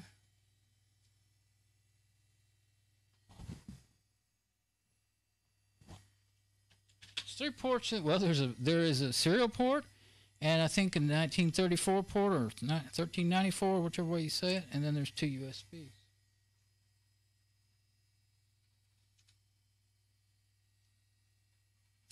$13.94 was I think it was also called FireWire.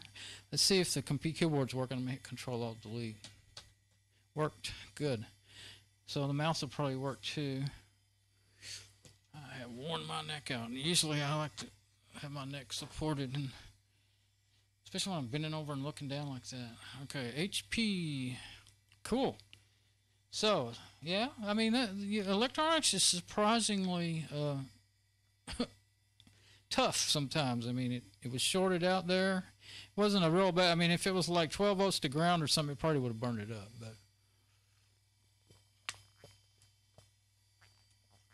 but it could have been. I don't know for sure. Oh, I didn't hit F1 or anything. Okay, I got to get into BIOS now. It could be because I put that hard drive on master, huh? That's right. I put I put a SD card in the USB adapter, but I don't know if this thing will boot. Oh, it's either F1 or F2. Well, I didn't hit escape. I hit print screen by accident. I was thinking I was hitting escape. Or delete, I guess is what I was thinking of. Either delete F1, F2, sometimes escape. But it's entering setup. So, success so far. Yeah, that hard drive, I'd be surprised if it has a good operating system on it. But it said no hard drive, so it may be that changing that jumper messed that up. Yeah, master auto. Okay, let's see. Primary slave auto. And see how it sees the CD drive. It's a secondary master CD, slave Pioneer DVD, and memory 512, 256s. So I think the hard drive is not showing up because I took it off a cable select. Some machines won't work when you put them on master instead of cable select, so I'm gonna have to put that back, and I'll do that before I go messing around. Like, well, I mean, it doesn't matter if I boot into a USB. I have 2 regular USB sticks too that could probably boot to one of them, but I want to see if the hard drive. I want to see if I can get the hard drive to show up. It doesn't. I believe it should be showing some information to see if it saw it at all. Like if the hard drive was there, but the operating system was broke, you should see the information out to the side, just like with the CD drives. So, plug and play OS, video driver PCI, auto detect, USB auto supervisor password, local bus, onboard LAN enabled. Okay, and then power, stay off after. System fan.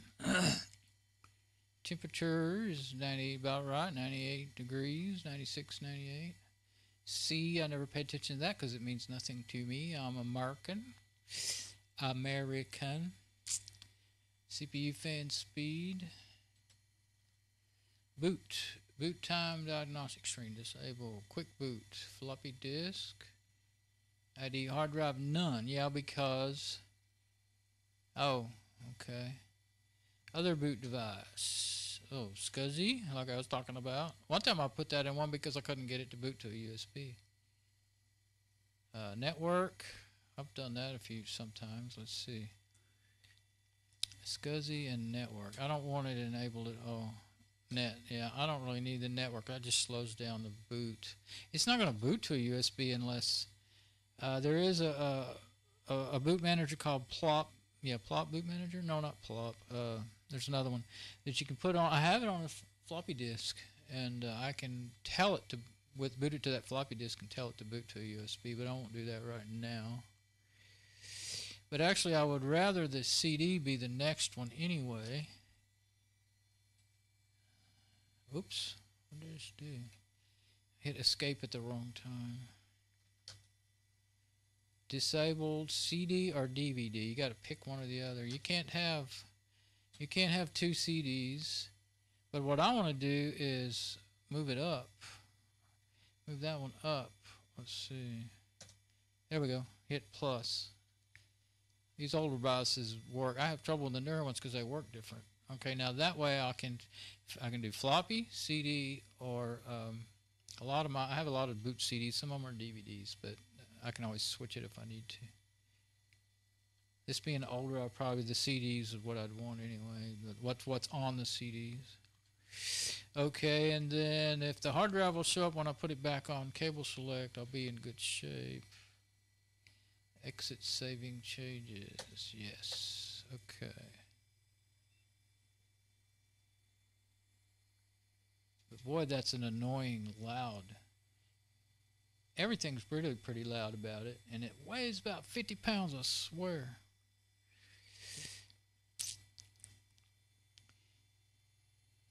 But yeah, I'll swap that jumper on that hard drive right quick. I have well, it doesn't have anything on it, but I have a 250 gigabyte hard drive laying down here that came out of one of those P3s that wasn't formatted right. It had a broken 40 gig and a 250 gig hard drive. Okay, yeah. Oh, I forgot to put it on 4-second delay. Let's do that right now before I forget. Just Control-Alt-Delete. I think it's going to be F1, but I'm not sure. Yeah, F1. Yeah, everything's loud on the darn thing. It wouldn't be a server I'd want in here in my room. Now, if you had it off in a closet or something, it'd be fine. That CPU fan quit making all that noise, that high-pitched noise. Now I can hear the hard drive and just the whole thing overall. It's got a back fan, CPU fan, a fan in the power supply. Oh, and I did feel the airflow. Stuck my finger in the fan by accident. I think you might have saw me jump. It's actually pulling in. The big fan in the back's pulling in, blowing towards the CPU, and the CPU's pulling. What best I can tell, and so then I guess it's all like dispersing through the case, and that's fine. That's maybe just as well a way to do it, blowing cool air in to the CPU. I always figure it's kind of better to directly blow the heat out of the case and let the cool air pull in through all the other vents and everything and circulate through the whole machine, you know. But as long as that works, it's fine. I'm not going to change it right now, even if I decided to change it later. Turn the fans over, you know. But since that looks like that was the way it was from the factory, maybe they had some super geniuses figure all that out. So we'll just trust them for now. And then if we just start getting it running and find out that it doesn't work so good, then we'll figure it out ourselves. Let's see. Boot. Should be a power. Hardware monitor. I don't know if you can. I really haven't ever seen one that won't let you.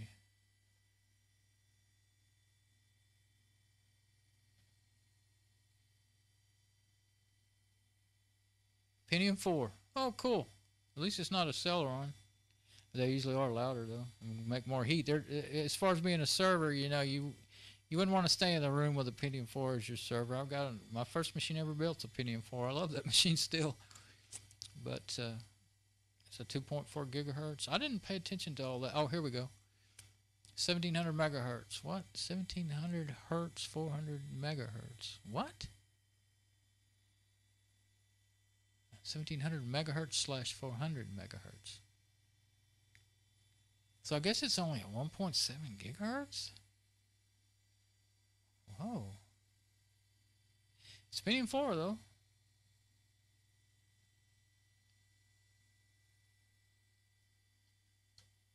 Auto, I'm going to make sure it's in. Well, let's leave it on auto because the keyboard's working like it should and everything. Usually I have to turn on USB. I don't know why it's called Legacy. Well, a lot of times you have to turn on USB keyboard, and you didn't in here, so I guess it came with USB keyboard support. I/O configuration. I always try to do that auto. I never mess with that if I don't have to. Everything's enabled. So I do not see a spot in there where I can set the timing to tell it to wait 4 seconds before it goes off. So I'm going to have to go with what it's got. Save and exit changes. Okay, I want to fix that.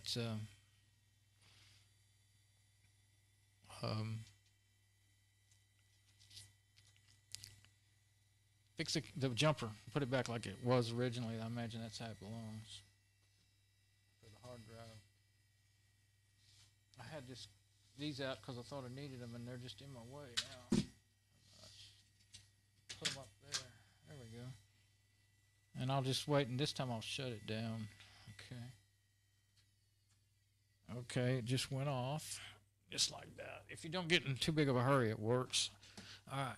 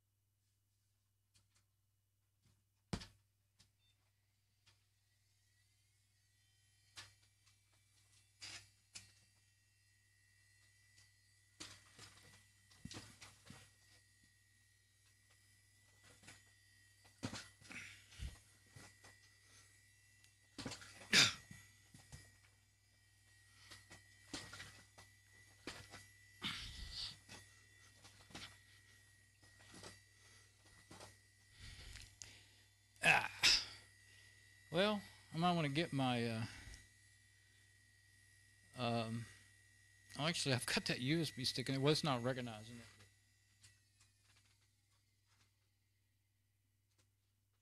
I don't think some machines will recognize. This one won't because I looked in the BIOS. Some of them will recognize USB sticks, but not the SD cards, but in the USB adapter. But I heard the hard drive kind of make a little bit of a normal noise, so I thought, well, maybe it's reading the hard drive. But I switched to the other cable too, you know, the power cable. But I want to kick my tester and make sure it's getting the right voltage.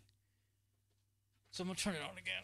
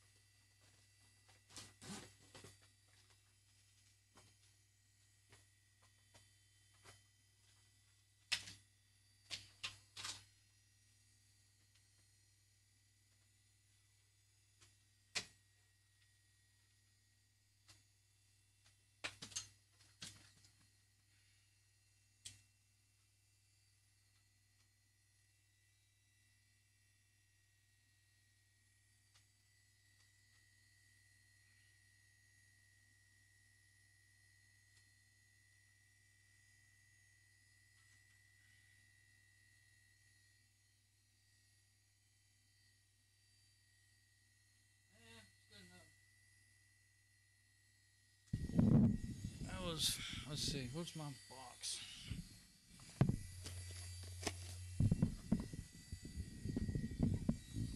Okay, let me go ahead and call them out now. The fan changes when you move things around a little bit. I'm wondering, starting to wonder if something is hitting it. When I move that stuff around, it makes a change in tone. I won't get my finger too far back there, but I thought this thing went right up on the fan. It actually, in the back, you know, it doesn't actually go over that fan shroud. Fan shroud, just like a truck, like a car. Okay, so 11.72. Yeah, it should work. Sometimes, you know, I've got one that I'm powering my audio amplifiers, my car audio amplifiers that I use for my sound in here, 5.06. And I think one of them's down to 1125 or 1135, and I don't think it'll run a hard drive, but it'll run. There's two power supplies in there. One of them will run the hard drives, and one of them won't. I think 1172 would be all right. I'm gonna swallow that.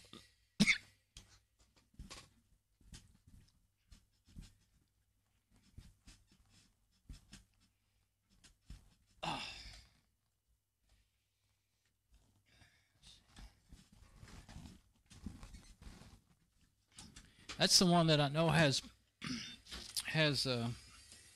you know, good voltage. If it does, this one should, because it's going through it, you know.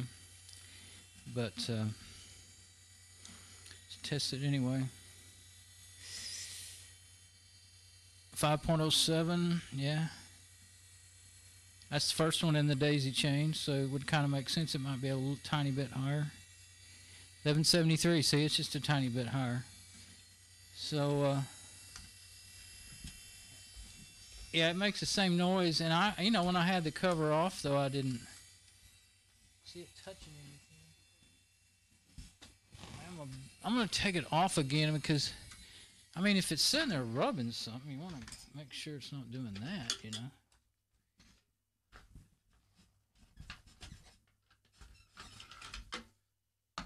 I thought, well, I'll put that on there now, you know, maybe it'll help with everything. Up with the noise and everything, but that worries me because it always wants to lean over there, but you can't get it to go. Can't get the cover on with it like that. It's just not long enough. I already tried that the first day.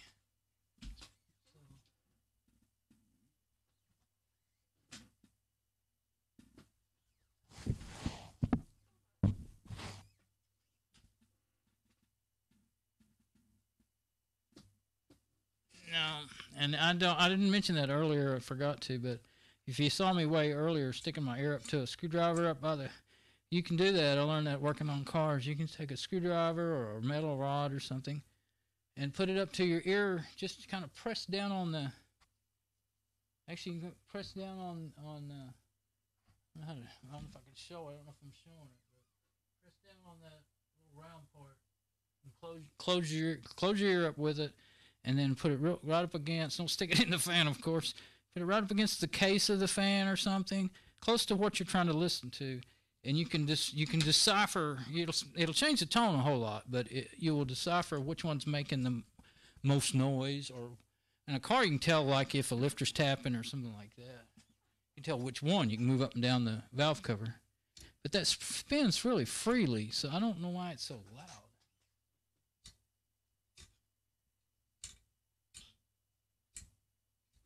They don't just spin forever because they're magnets fans. Well, those are spinning. Yeah, some of them do, some of them don't. They don't spin the whole. See, it'll stop fairly quickly. That one's about the same. It stops a little quicker maybe, but they have magnets in them, so permanent magnets, if I remember right. So they're going to do that, but. See, it's kind of going forward and back if you just barely. They call that cogging on a permanent magnet motor. They cog because the magnet's pulling it back into the poles back into alignment. When you have really strong magnets, I watch all those videos where they're like turning ceiling fans into generators and stuff. When you have really strong magnets, it makes it where it don't want to start up.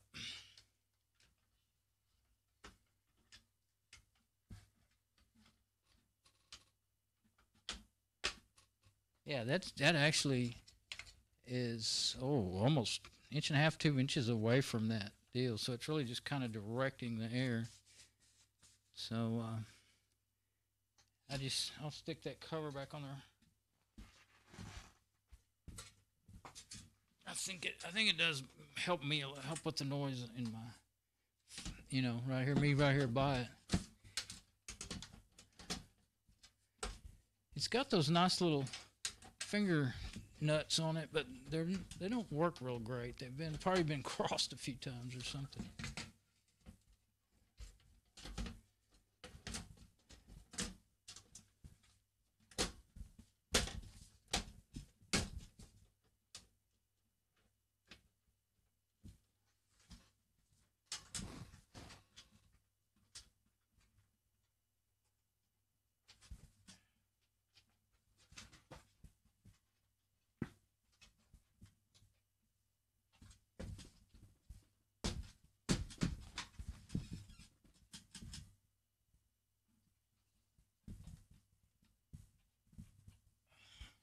Yeah, I don't really need it all the way in. I just wanted it to be up there good. A meter back over here. Okay, now let me get back in my spot.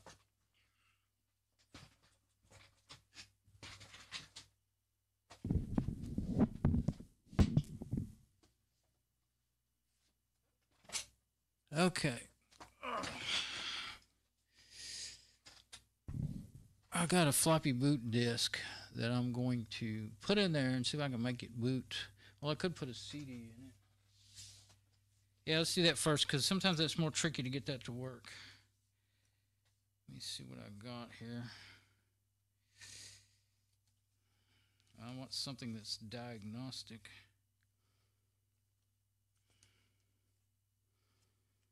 Yeah, Gparted Magic, that's what I want. So that way I can check the hard drive and everything.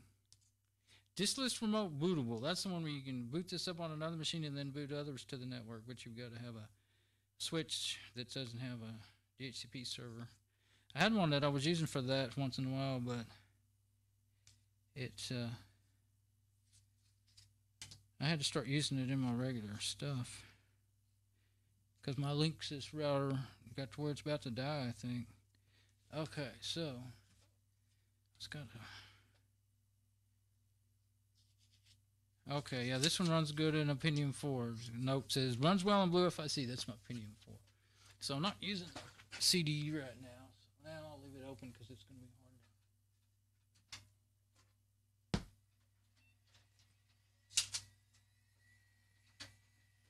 See if it caught it in time. See if it even reads it. I haven't looked in on my feed yet, but let's see if we can get this going to boot up. Then I will. It's going to be where I'm going to have to, much fun as all this is, I'm going to have to take a break, period, here in a minute. I think it's taking longer because it's, I started to switch over to my other machine and look at my feed, but I can't, then I'll lose my mouse and keyboard, and that would just mess everything up.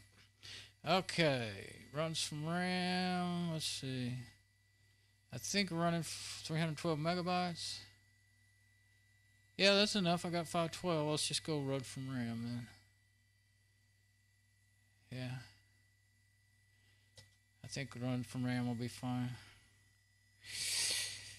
Yeah, I really don't want to, since it's booting up and I'm going to be looking for a monitor and everything else, I can't switch over. So I'll just hope my feed is good.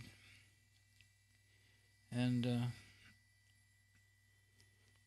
guess what I could do? I figure everything's okay. It usually is. I'm going to take a quick break while this is booting up. It's going to take at least 2 minutes, I think, to boot up. That'll be long enough, I think. Okay, be back.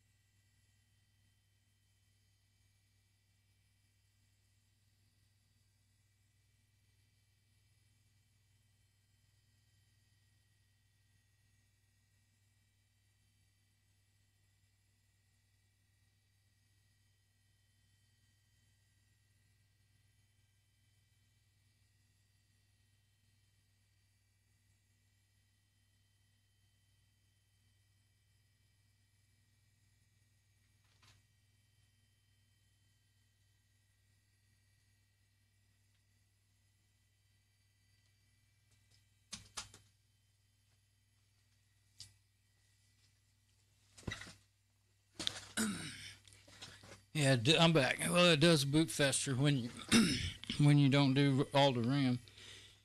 The newer version, which I don't have on a CD, 6.0. This is 5.9. It boots faster to RAM. Well, of course, it's on like 1 to 4 gigs of RAM that I've been booting it on too. This is 512 megabytes, so this will probably run better on this machine. There's a couple of apps that have been updated that work a little better, but otherwise it's pretty good. This version here, but I made it back before it booted. One of them I have has a TeamViewer already on it, or VNC or something, and if it does, I can just start it up and then hook it up to it on my desktop and show a real nice screen, you know, screencast of it. Because I want to check out that hard drive and see if it can be read by Pardon Magic, by Gparted and stuff like that. See if it's actually completely not working at all, or what's going on with it. But okay, yeah, see, it throws out the CD, and then you could actually put another CD in there and run it if you needed to. That's what's cool about booting it to RAM like that. And it should run great because, you know, it only needs 312 and I have 512 so megabytes. So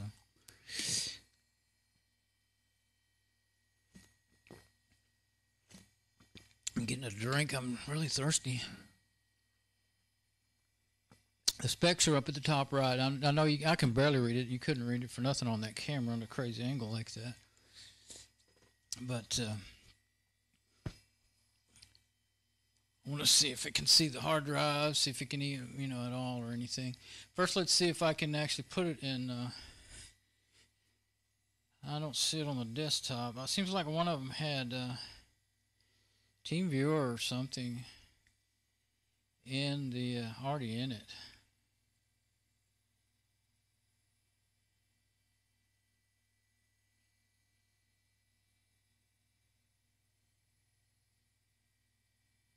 It's a little slow, but it's all right. What I have done before is VNC viewer, but not server. Okay.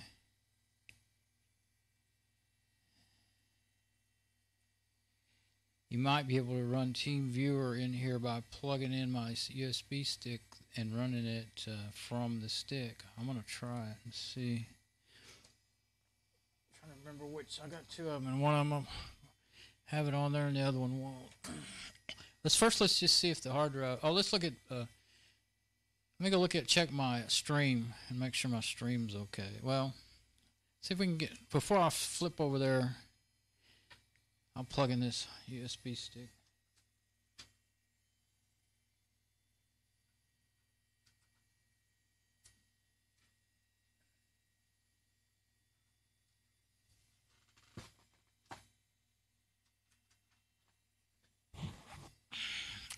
I'm just leaving that CD out in case I need to throw one in there when it's rebooting or something. Now, smart control. Oh, it went in all by itself. I was thinking, yeah, the mount devices, okay. Because it doesn't auto-mount stuff. Okay. Yeah, it sees my SanDisk Cruiser, it sees the CDs, but it doesn't see the hard drive. Uh-oh. So unless Gparted Magic can see it, we may have a little trouble there. I mean, unless Gparted, it's right there on the desktop. I'm going to make this to worse. Let's see, that should be, if that's my, I don't know if it's in the, if it's there, it may be in there, Debane 8, no. This one's Debane 8. Okay, that's what I installed Debane 8 on my laptop with, so that's not the one I want anyway. The monitor's not aligned right. Just try. I can see that. Sometimes if you switch off and switch back on, it'll align. But I'm going to go ahead and get that USB stick out. Put the other one in there. I'm using a graphic user interface to mount and unmount these sticks. I'm trying to see if I can get, if TeamViewer will run on here, the portable version, then I can do this in remote desktop.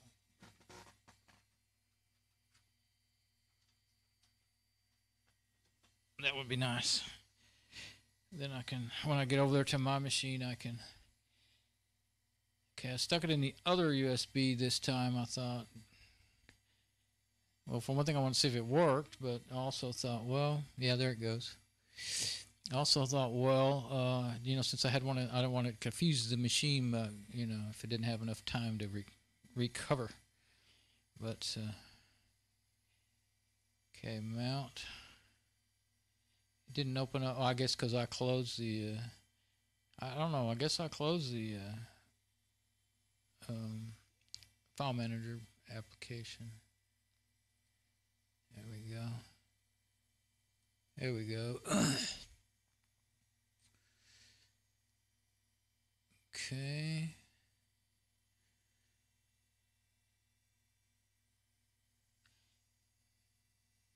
It'll be a studio stuff. Okay, I'm pretty sure it's going to be in the tight VNC. TeamViewer, there it is. Okay, TeamViewer Windows installer, TeamViewer Deb, TeamViewer RPM, and I don't think that Part of Magic is a domain or RPM based distro like Fedora.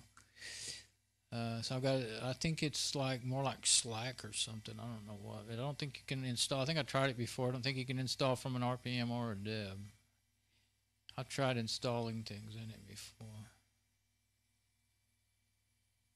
Trying to see, I should have it unzipped. Maybe I don't have it unzipped. Oh yeah, it has to be unzipped on the machine you're using it on, I think. Yeah. Okay, so if I unzip this, it's not real big, I don't think. Doesn't it have an archive program in here? There should be. Compress.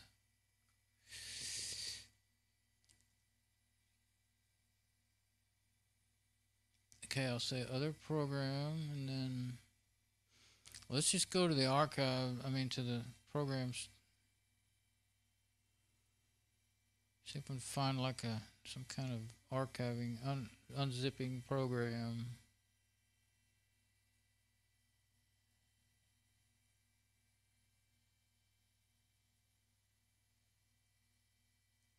There we go, archive manager. What else is in there?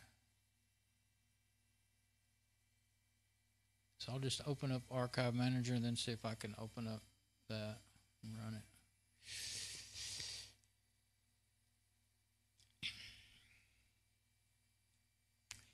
It's not making that high-pitched noise now. I think it quits. I think it slows down. I think the fan control may be slowing it down, but then the whole thing overall is rather noisy and just a kind of a loud hum.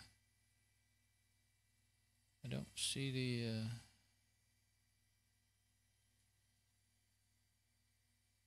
SDA1. Okay, it's calling it SDA1 in there. TeamViewer Remote Desktop Software. That's the only, it must be it. Oh, it's a folder. Oh yeah, you gotta go in the folder first.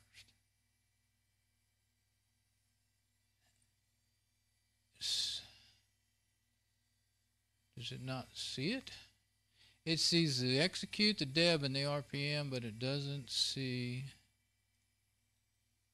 the tar-gz, tar-xz. Yeah, it's not a tar-gz, it's a tar-xz. That sometimes some programs won't see them, I guess. But I'm in the right folder. How do I? Yeah. That's the right folder. It doesn't see the images. It just sees things it can open. Dang it. Okay, so it don't look like we're going to get any remote desktop easily. If I knew, also, I might use up all my RAM. So I'm going to unmount that and take it out of there. That might have some stuff I could boot to if it would boot to USB, but I'd have to. have to do. I mean, Gparted is what I really want anyway. So, but let me get over here and make sure my stream is good, and then I'll go to just camera 2 or 1 or whichever one it is. Let's see. No, camera 1. Guess. Yeah, camera 1 will give a bigger view of it at least. So let's go to the desktop though first and go check my stream. I haven't done that in a while. Might be talking to myself for nothing. At least if I'm talking to myself on video, it means something, right? Okay, so I gotta have a drink, but that was faster than I expected. Okay, history. Previous session. Okay. It scares you when it first opens up because it looks like you're not live, but you gotta wait for it to load. Oh, that's long. But it looks like we're live and nationwide, worldwide. That looks really far back though. But yeah, good health, everything's cool. Nobody's tried to talk to me. 1:36 a.m. on Saturday morning, no wonder. You mean nobody else is staying up thinking about computers right now on a Saturday night, Saturday morning? Why not? You should be messing with computers. That's what I'm doing. Okay, so I'll make that closer. You know, you don't need to see the machine side of the box for no reason. And go back to the other. Yeah, whatever the monitor shows, that's what I'll be showing you. Okay, good. I know that's not a good view, but it's kind of the best I can do in this situation. I don't have a way to put the camera right behind me. Well, there is one way I can set a ladder behind me, a painting ladder with a tray. I did that before with a laptop one time. That means even more wearing myself out. I'm glad I wore myself out tonight running around doing all this. Okay, so that keeps jumping back to the middle, so I'm going to let it stay in the middle. But let's go to Parted Magic. I really wish I could have done the remote desktop. I don't know if it would run on Parted Magic anyway. You know, and this is a little bit older version to top everything else off, so I can't hardly stand just having things in odd places that are odd to me anyway. I'll put that right in the middle for now. And once it looks for a while, no device detected, I think it's looked long enough. Can't see the hard drive, period. Yet it sounds like I can hear it humming along. I mean, it could be bad. No telling. Huh. So I'm not going to do it tonight, but I will have to put another hard drive in it and see. Maybe that's why the hard drive does seem a bit loud. It's not making any knocking noises like it's got a bad rod in it, though. That other one and that other one, it was just knocking like crazy, like a bad engine. But it's humming really loud. Just now I realize that main noise I'm hearing right now, it's not that fan noise anymore. I think it's the hard drive. But so the smart control, that's not going to see anything. Scanning the system. Let's see if it can find a hard drive. Never know. If Parted Magic can't find a hard drive at all, then you probably got hard drive problems. Yeah, it's. I didn't realize what time it was. This late, there's no point in. I'm getting tired. I knew I was getting pretty tired, and I got to pick all this stuff up that I drug out and threw. I've got all my bed full of stuff over there. I got to pick all that up, clean everything up, and then take a bath and probably eat again before I go to bed. So I believe this is about as far as I want to go now. Maybe between next time I'll boot it. Maybe I'll boot it into something that I can run remote desktop in, and still scanning the system, and show a real nice desktop video of what's going on with it. I'll open up. It has a Chromium on here, an old version of it. Let's see if we got internet. I think we do. Might have to. Sometimes you have to click on that little network icon at the bottom right to get the network to work. Let's see. I put everything in different desk workspaces or desktops. I usually call them, and you can, but I'm not quite sure how to move them right here. I like everything. I like everything to be full screen. Yeah, move. No, that's just to move it that way.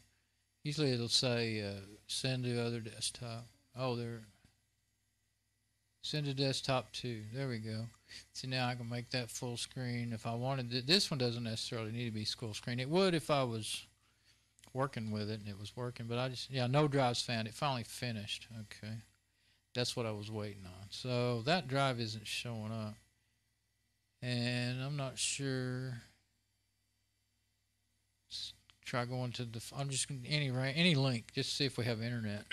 Yep, got internet. That's the Party Magic forum page where you can ask questions and stuff. Party Magic used to be a free open source project, but they changed to being proprietary closed source right after version 6.0 or 0.2 or something. I guess nobody was donating, so they said, all right. But people love it and everybody uses it, so I guess they said, well, we're just going to have to start charging.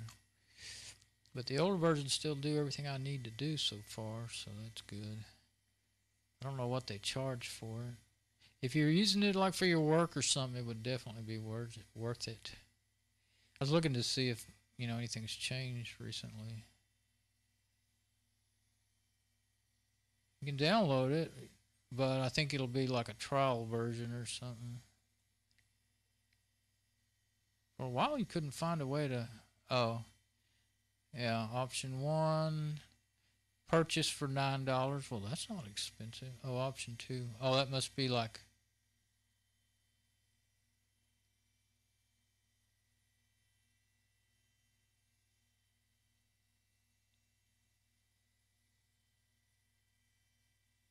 I don't know. Well, anyway, if he was interested in it, you could go here and try to figure all this out. That's his 30-year subscription. Yeah, that's the thing I didn't like about it. It's not, you don't buy it. It's a subscription base. So...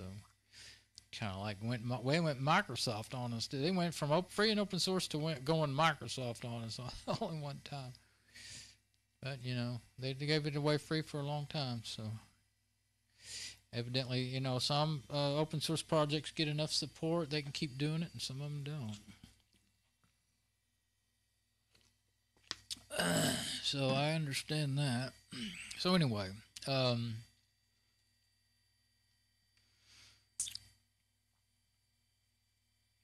Test disk. Let's open up test disk. Maybe it can see it. Maybe it's broken. This can like restore lost partitions and stuff.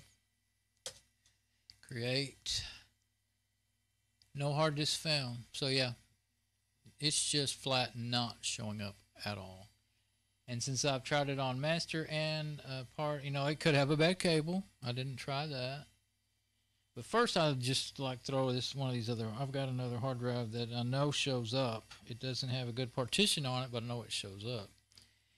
And that I pulled out of that other machine and see. And then if that didn't work, I'd try the cable and all that sort of thing. Use cables. Well, I mean, I've seen them. I've had them go bad and stuff. And you never know. But let's see. One thing I am rather interested in maybe while I'm still here. Oh, I found an extra screw. What's that go to?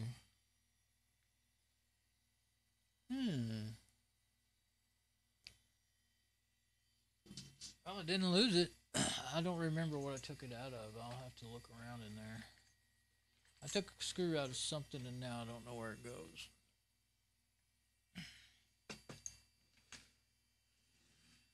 But I've got my floppy disk over here on my desk in a container. Yeah, maybe it's Plop Boot Manager. I didn't think it was Plop. Yeah, I guess it is Plop. There's one that first one I ever used that's based like a Windows type program. It was, I guess that's the one I was thinking was called Plop.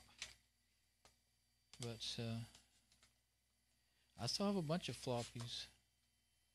Never know when you need one. Why is there dust inside of the box that was closed? Dust can get anywhere. Oh, I think those are all unformatted. My same guy that gave me these computers gave me a bunch of floppies. When he got, he had a bunch he'd got somewhere. And actually, he's supposed to have had a bunch more, and he was going to go ahead and give me those instead of throwing them away, but he never did give me any more. I don't know what he did. They're probably still in his old room or something. Okay, let's see.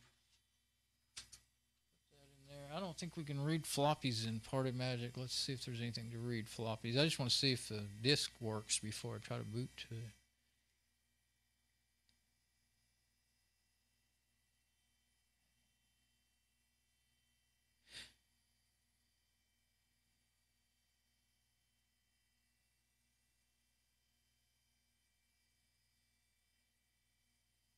Yeah, part of that noise, like I said, I don't really think I hear that fan noise anymore, but I hear another noise that sounds like a grinder. Oh, not a grinder, but I don't know. It may be showing up on the mic. It's loud and not high pitch, but medium pitch, mid range. Really grates on your nerves. That's probably the hard drive.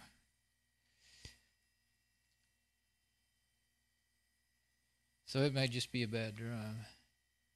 I would say it's unless the cable's bad or something, it's a bad drive because the noise and because none of these programs can read it at all. And these are some of the best programs, not some of my go-to programs. I'm going to look in the Midnight Commander file manager. It might have a mounter for floppies in it. It's more of an old school type file manager.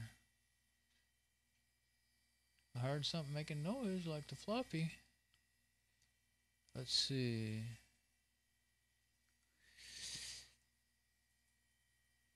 Root. I'm going to go to media.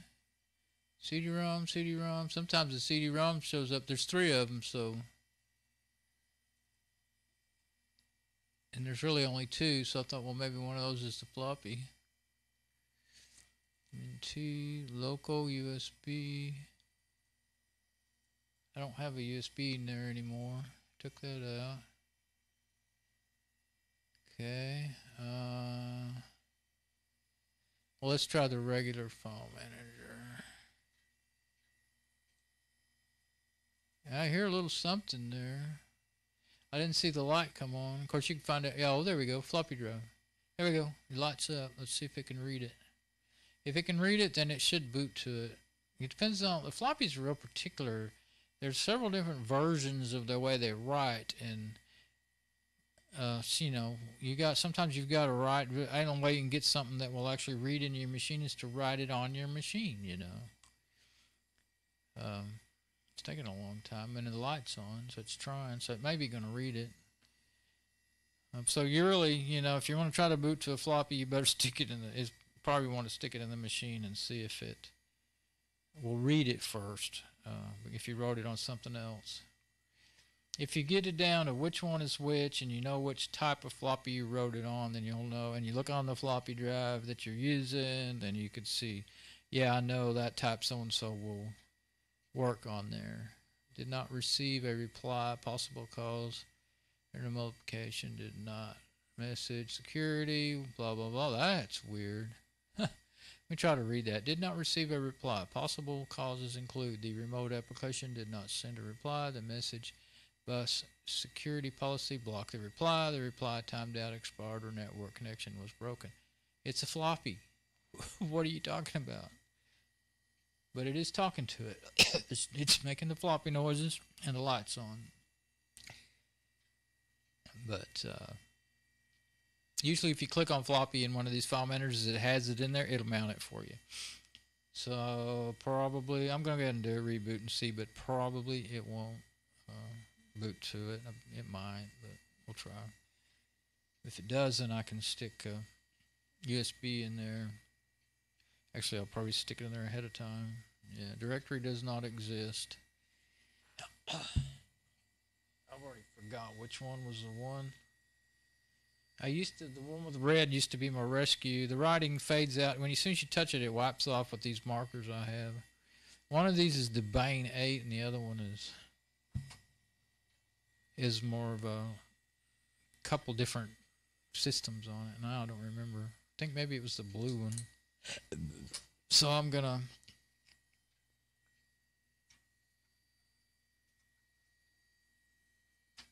go ahead and put it in there, and it won't mount itself. Actually, I think it did. Yeah, it did. Maybe because I had already mounted it before. Maybe it was doing it and I didn't realize it. Probably because I'd already done it before. Yeah. And even that, no, I didn't do that last time. See, this mountain application pops up. Now I don't have to unmount it to reboot though.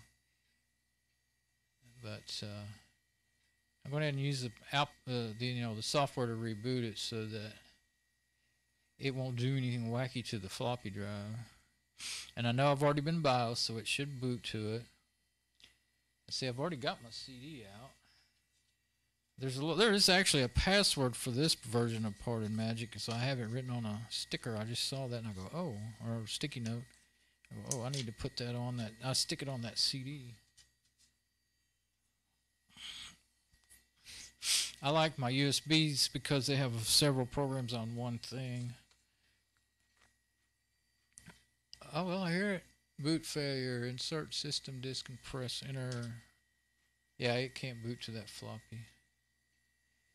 Okay. So I'd have to write one on this to use my plop. Now either that floppy doesn't work or it's just not formatted right. And I've ran into that. In the last couple of years I've got out some old machines and fiddled with them, and turned out it was that the floppy worked. I had decided, the floppy don't work. Turned out, no, it wasn't the floppy. It was just written in one that wasn't compatible. Oh, I've got a plop CD. That might boot me to a USB. That can't keep shows. One of these CDs has something. It's a rewritable, and it has something written in pencil because it's newer version of Parted Magic. That's 6.6. That might have booted on here and worked, but it wouldn't really matter. It might be the one that has, there's DRBL. It might be the one that has, next time I'll try it. I looked at it a while ago, but I didn't bother to get my magnifying glass. Then I have some other tools that are fairly old, but they would be all right for this machine. Tails, yeah, okay, so I'm going to stick this plop boot manager.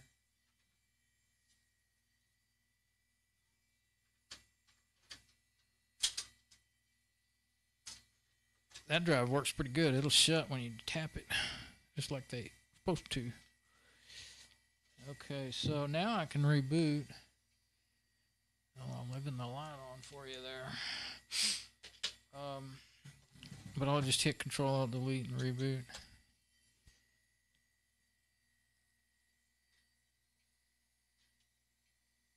It could have been that fan's not as loud as I thought, and it was the hard drive the whole time.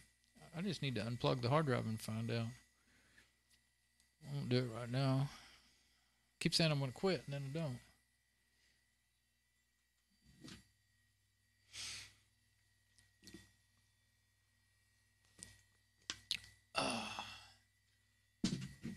Where did that screw go?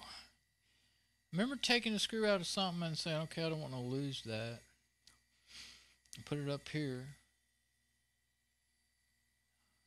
I don't remember anything that's missing a screw. The hard drive caddy had through, and I put it in there. What? It won't boot to that. Why not? Disk error. Let's hard shut it down.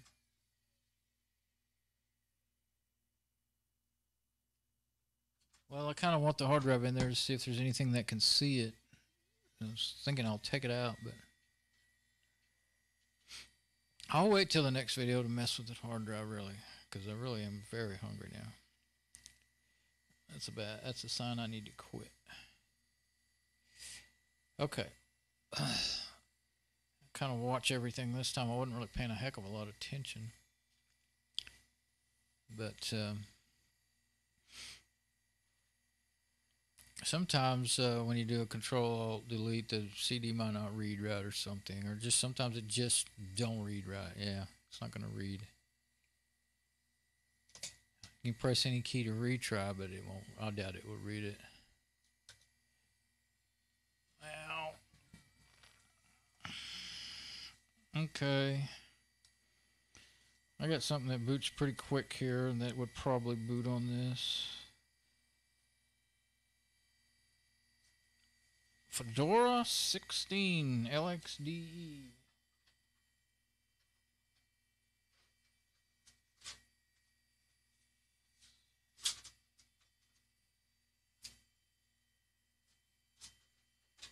This time we'll boot to a CD.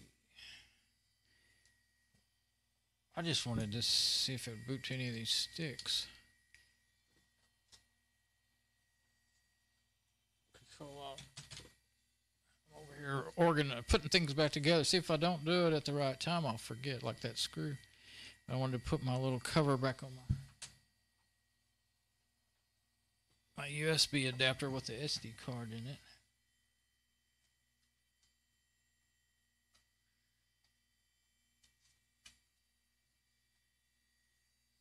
Now hopefully this CD will read. Yeah, you have the same kind of thing with CD writers. So different over the years, different speeds and all. Now there we go. That's fine. Okay, Fedora 16.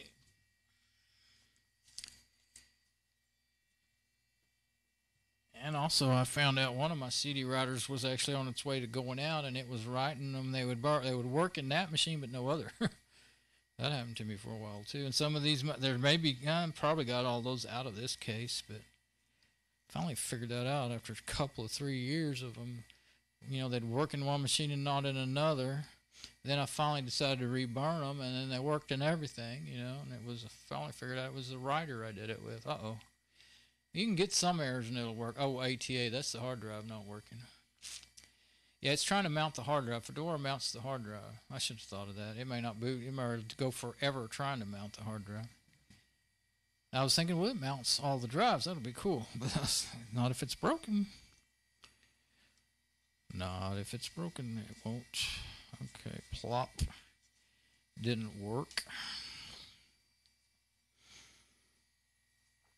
Tools. Oh, there's Sardu, Grub. Sometimes one of these older ones might actually work in here. Yeah.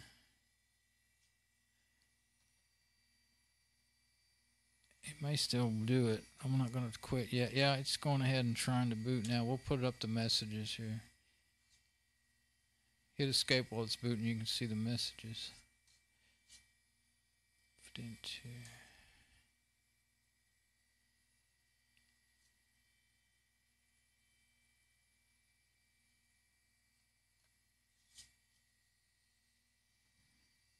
In it.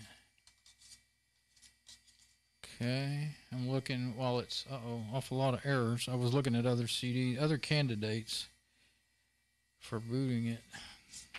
I guess I'm ending up fooling around. Okay. Yeah, this may be what's going to happen is it won't work on. It's just going to keep on and on trying to mount the bad hard drive. I haven't used a CD in so long that I don't know, or a DVD to boot one. I don't know what all I got in here anymore. Sometimes it'll go on and never work, and sometimes it'll go on and finally decide to quit trying the hard drive and work. Trying to mount the hard drive. Quit trying to mount the hard drive, but Vein 7. Usually Fedora-based boot easier on more machines than Debian, I think.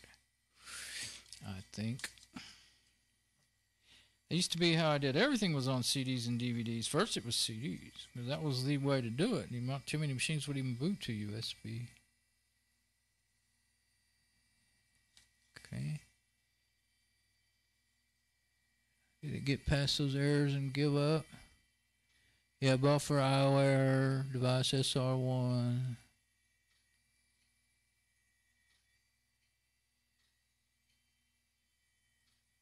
I don't know that it's actually quit trying yet.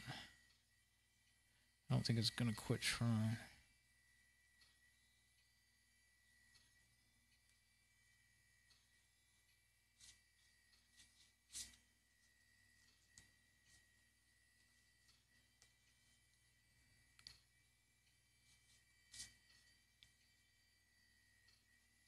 Hear that noise? That's making a bad hard drive noise. It's trying to read it.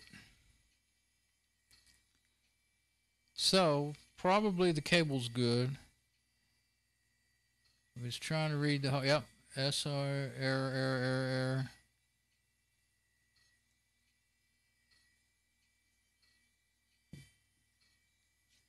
System Rescue CD 1.5.8. That was the first Linux distro I ever used, and I used it to fix when you lost or forgotten the password in XP, or when somebody gives you a 98 or XP or something, or Vista or whatever, when somebody give you a machine especially and you don't know the password.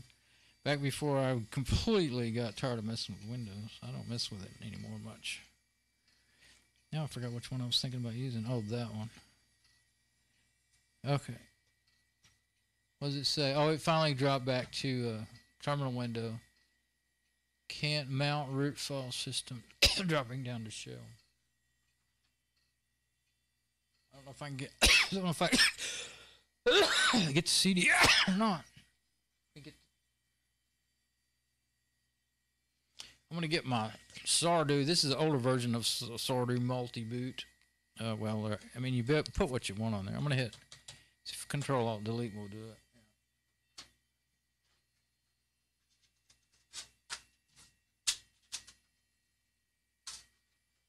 If you're fast enough, you can get another one in there before it reboots, and it'll read it. So we'll see if it will try to boot on. We know Party Magic works just fine. And that's good. See, the Party Magic doesn't try to mount any of the drives. You just go ahead and do it yourself when you're ready to use them. So it can go ahead and boot up without finding all those errors. Fedora you can't. Well, you could do it, I'm sure, if you knew how. But I mean, from stock, the CD doesn't allow you to. It's going to look for the hard drives. I mean, well, actually, there might be some switches. If you did some custom boot options and do some switches, you could probably do that. I've never got into trying to... I can't remember all those command line options and commands and stuff very well. A few basic ones. But, yeah, there would be... You could go into a kind of a custom boot mode and write in some switches and probably tell it not to mount any drives. You could probably just do that, and then it'd be a temporary change, not a permanent one. I think it rebooted.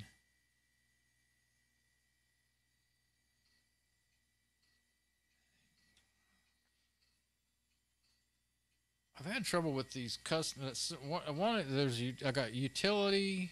Let's see, Utilex, and Sardu, and neither one of these will boot in some machines and not in others.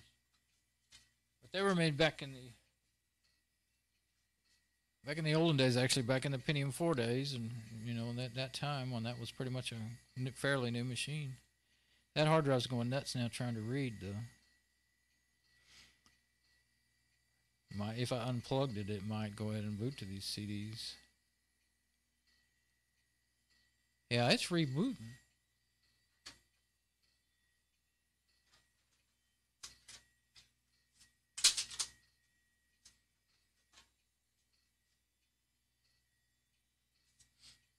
I guess I should have went ahead and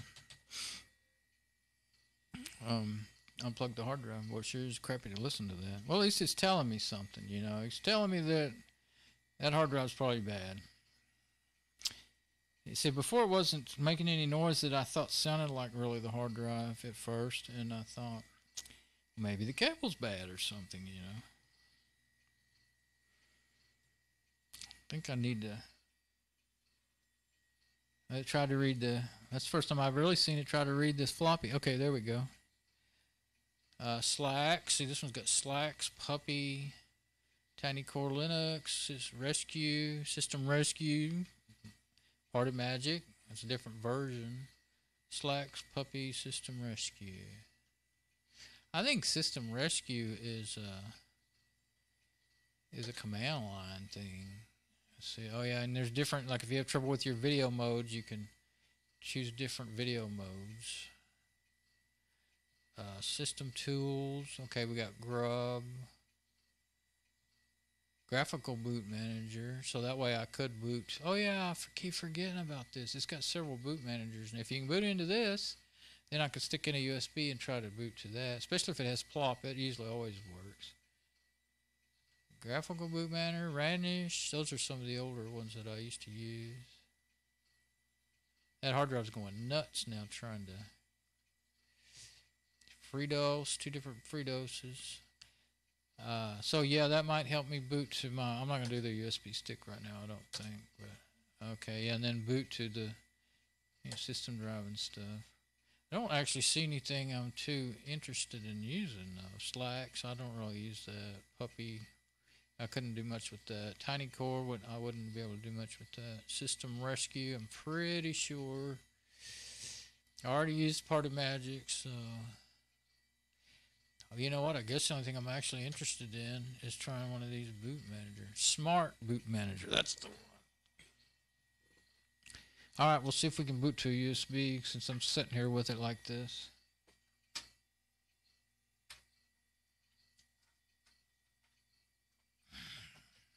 See if it can see my USB. Boy, that's annoying. Makes you want to take that hard drive out and throw it as far as you can.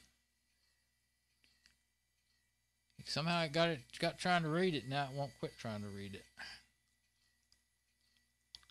Maybe if I would have hard shut it down or I powered it off or something, like unplugged it for a while, it would have quit. Maybe what I need to do to keep my sanity. This is not booting up very fast. I kept hoping that some tool I ran into would tell me, well, if it can't contact the hard drive at all, it's not going to tell you anything about it. And I tried 3 good tools. I think that's enough for that hard drive business. I'm going to unplug the thing, I think. Let's see.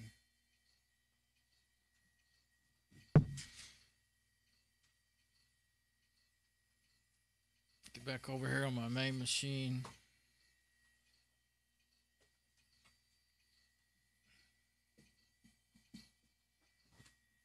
And yeah, I'm going to unplug it.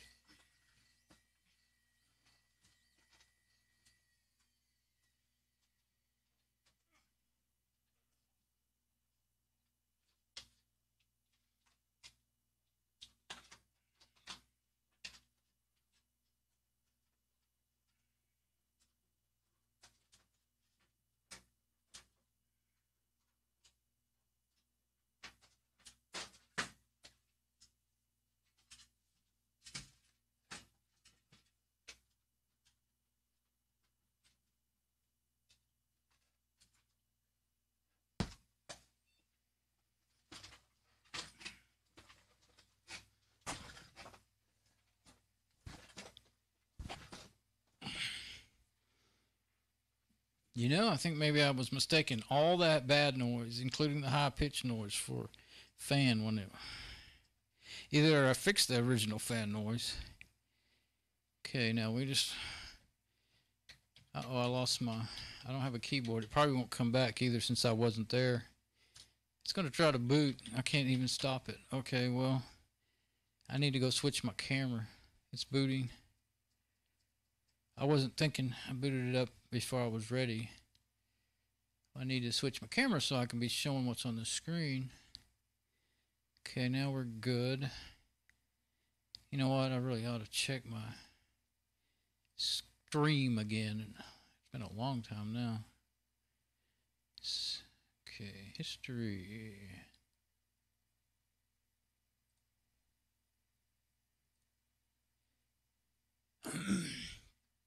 Keep saying I'm going to quit, and then I don't.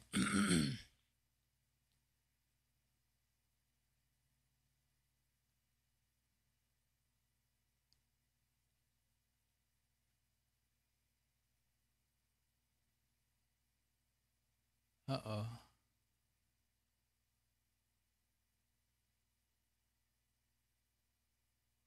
Oh, it's taking a long time to load. For a minute there, I thought my stream was down. And, well, no, 3 hours and 21 minutes, and we're still going strong. Okay. Okay.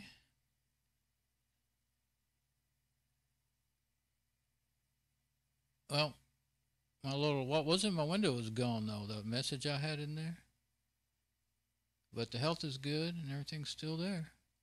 Wonder why maybe it's just that it's not showing up, because the page wasn't loading really good. Okay, so we're on the right, no, we're not on the right camera. Yeah, we want the one that's shown in the monitor. Okay.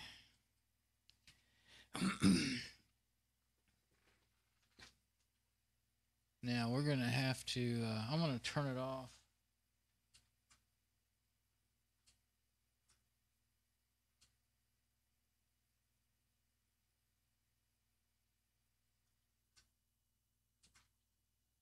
Okay, that time I had to hold it in for around 4 seconds. I don't know why. But I guess it depends on what state the operating system is in. It was booting something there. But what I was actually hoping for at this time was to use that one of those boot managers to get into these other ones don't have really much to do, you know, part of magic, but I think it's an older version than what I was just using. Let's see, smart, graphical, Ranish. Wish it had plop. I can't remember which one I'd rather use, graphical boot manager or smart. It didn't boot real fast, so let's try the next one, graphical boot manager. I think I tried smart the first time. Not sure. It's on the machine whether or not. The one plop is the one that's really the best at finding your USBs and booting to them. Read instructions, FAQ, read license, install. Oh, this is a whole different one. Uninstall. I don't want to install anything. Couldn't anyway. I don't have anything to install it to. That's one I used to use, though. I think that's the one I used to use, GAG. Yeah, it's just being kind of a normal, you know, loud fan machine now. I guess all that noise was coming from the hard drive. Well, that's good news, actually, because I was like, couldn't figure out what was wrong with that fan, but I swore, yeah, my little trick with the screwdriver didn't help me much, did it? I think I stuck it on the hard drive once. Well, it was loud, I think. I guess I didn't, my inspection skills didn't serve me too well this time. Anyway. Yeah, it's not whining or doing any of that crap now that the hard drive's unplugged. So yeah, it's a bad hard drive. Now it's not so bad. Right now what I'm looking for, my mom's machine is a dual core AMD, and it's got Fedora 14, and it needs to be, oh, it didn't boot. It needs to be updated, but I want to have set up a machine for her to use while I spend a week or two upgrading and installing all her apps and doing all her browser stuff and setting all her add-ins and all that. It usually takes me a while. I mean, I might be able to do it in about a day or 2 days, but usually it's 2 weeks, you know. If I really go at it, it's like it could take like a month or more, you know, really going into every little detail. But she did not do any of it, but she's been using Fedora since Fedora 14. That's been several years now, since it wasn't brand new. And I haven't had to worry about any viruses or any of that crap, you know. It's been great for me. She actually, at first she didn't even want to use it, you know. That was when she wanted to use XP, and it was really getting old anyway, and it wasn't going to last very long. And I finally talked her into it, and now she's content with it. I don't know if she realizes. I don't know why my CD's not showing up like it had been. It should. That blinking black cursor usually means it's not reading anything. Yeah, you know what? It may be trying to You may be seeing that USB now and not working. But that USB is a boot stick. So if it was looking at it. Oh, there we go. Boot failure, yeah. I don't know why it's boot failing. Take my USB stick out and wait until I get my CD up, and then maybe I can put it in there. Okay. I think we're looking better already. I think it was the USB. Usually they don't, if they don't boot to USB, they don't see nothing. Yeah, there we go. I'll put it in a different slot this time too. Just in case that one got out of whack when I was hard shutting it down or something. Oh, what did you do? It already booted. I was jacking. I forgot you got to move. You got to go use the arrow keys and go to something pretty quick there. You don't have all that long. Some of them are like 15 to 30 seconds. That one must have been 5 or 10 seconds. So it's booting into Slacks or something. Yep, Slacks. Well, it probably won't take too long. I guess I'll let it boot. We'll see.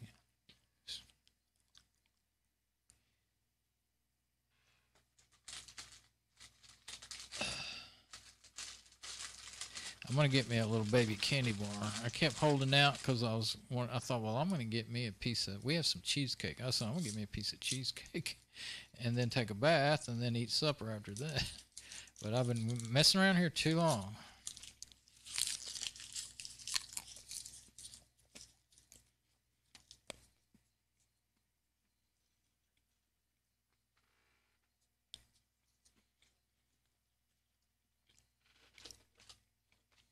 Looking for my trash can, couldn't find it. It's way behind me. I just got it out of the way.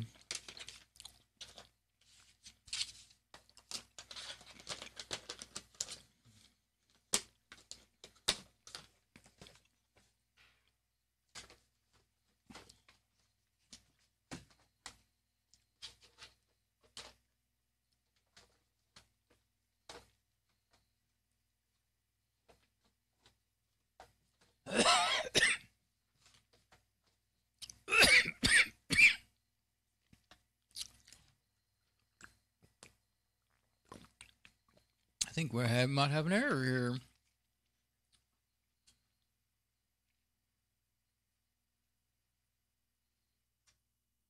Well, that's not what I wanted to boot anyway. Let's see if it'll boot right.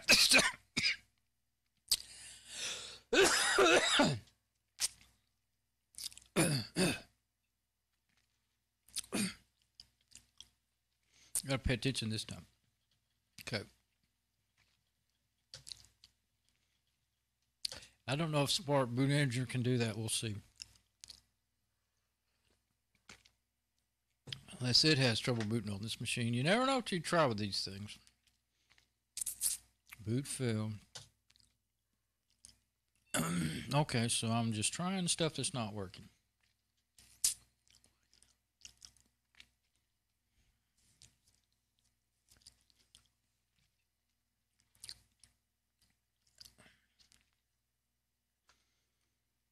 It's beginning to get aggravating. I kept thinking of trying to bang it. Probably would have worked perfectly.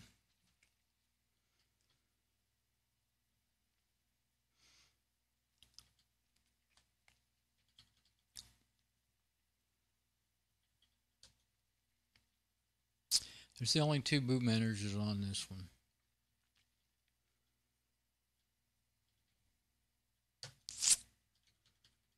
Boot BKO is bootkernel.org. I don't know if that works, but you used to could boot to it and then boot to a live operating system, and then you could install it.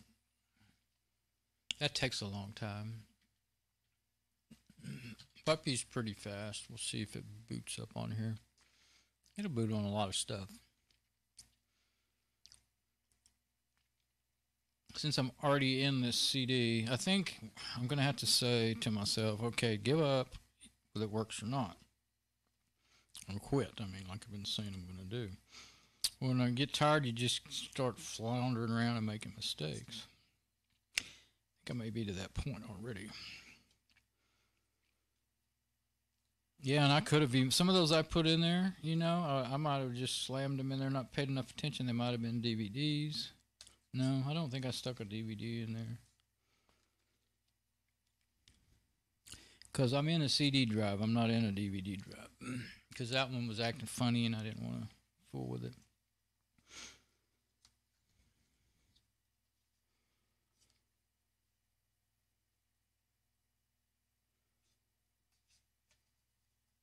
It may take longer than I thought.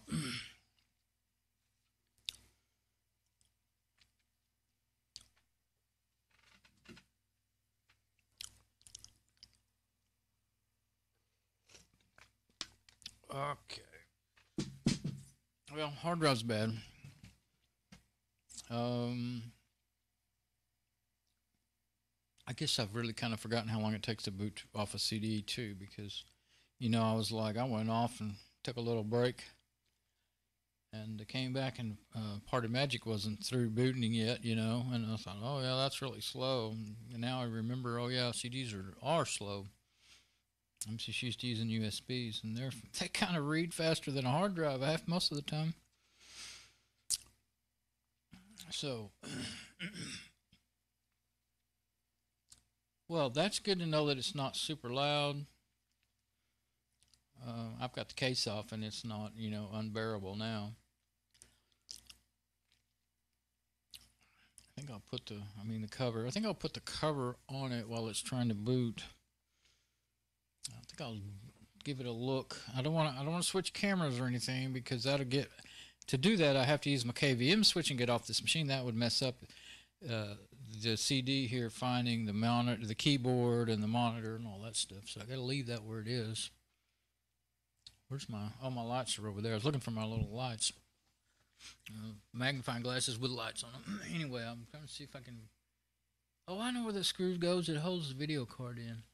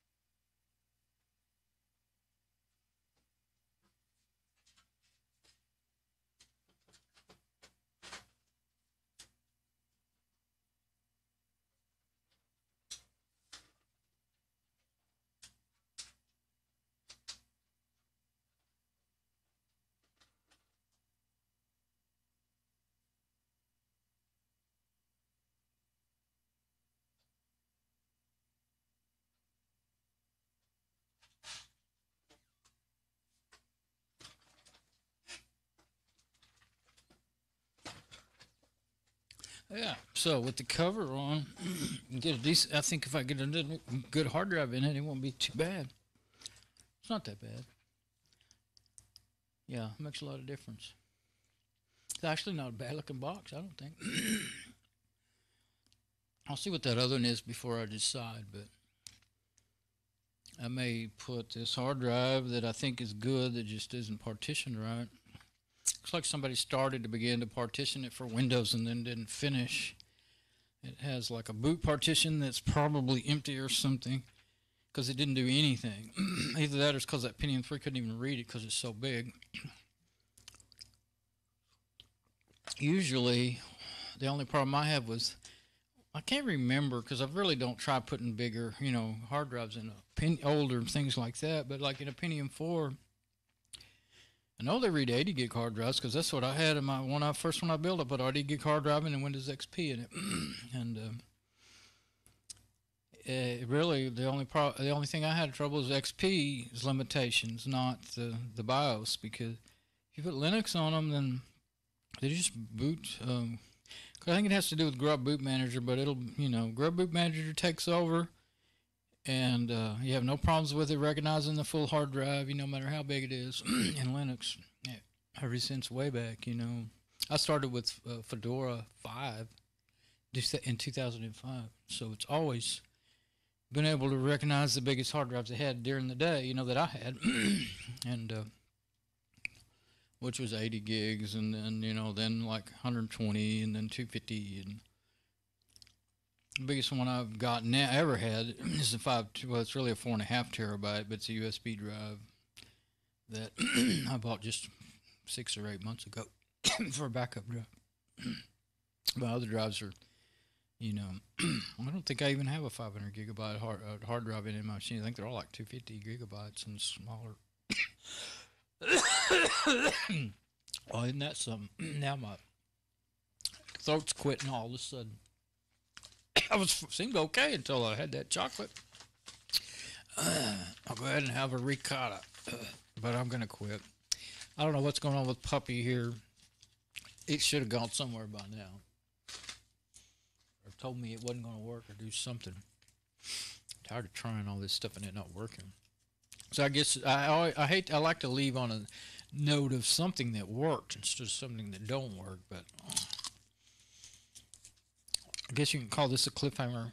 I'm going to have to quit with this, and I'll come back, and probably what I'll do is put that other hard drive in there and boot it back up to one of the versions of Pardon Magic. I'll try that newer version. It may have, it may be the one that I was thinking of that had TeamViewer on it, already on it, or VNC remote desktop already on it, server, so that I could look at it. I remember one did. Might have been the newer. Actually, I may not have anything newer than 6.0. I think that's what's on that CD. It is a CDRW, so hopefully it'll read that. It's a CDRW drive, so I think it will. This is 6.6, so yeah, I think that's the newest one I have. I think it's the last one they let you have for free. So yeah, I might be able to get TeamViewer working on that or something, and then I can go forward with it. Probably do that before I start up that other machine. I'll just leave this one on the table and figure out where to put my stuff. Well, I may not be able to leave it on the table. I may have to take it off the table because that's where most of my junk that's on my bed sits. But anyway. Okay, it's done. I'm going to, I guess I'll turn it off. Oh, I forgot about getting the CD out of it. Let's go ahead. Get that out of there. I think I got it just in time before it wouldn't let me get it out.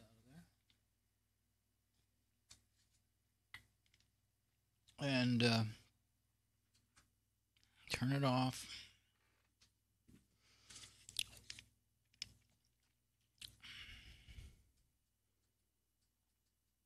Get back over here. Guess we'll go on checking on my stream one last time. Well, that was one heck of an adventure with this thing. I really kind of thought there for a while I wasn't going to make it work. Not without a new video card.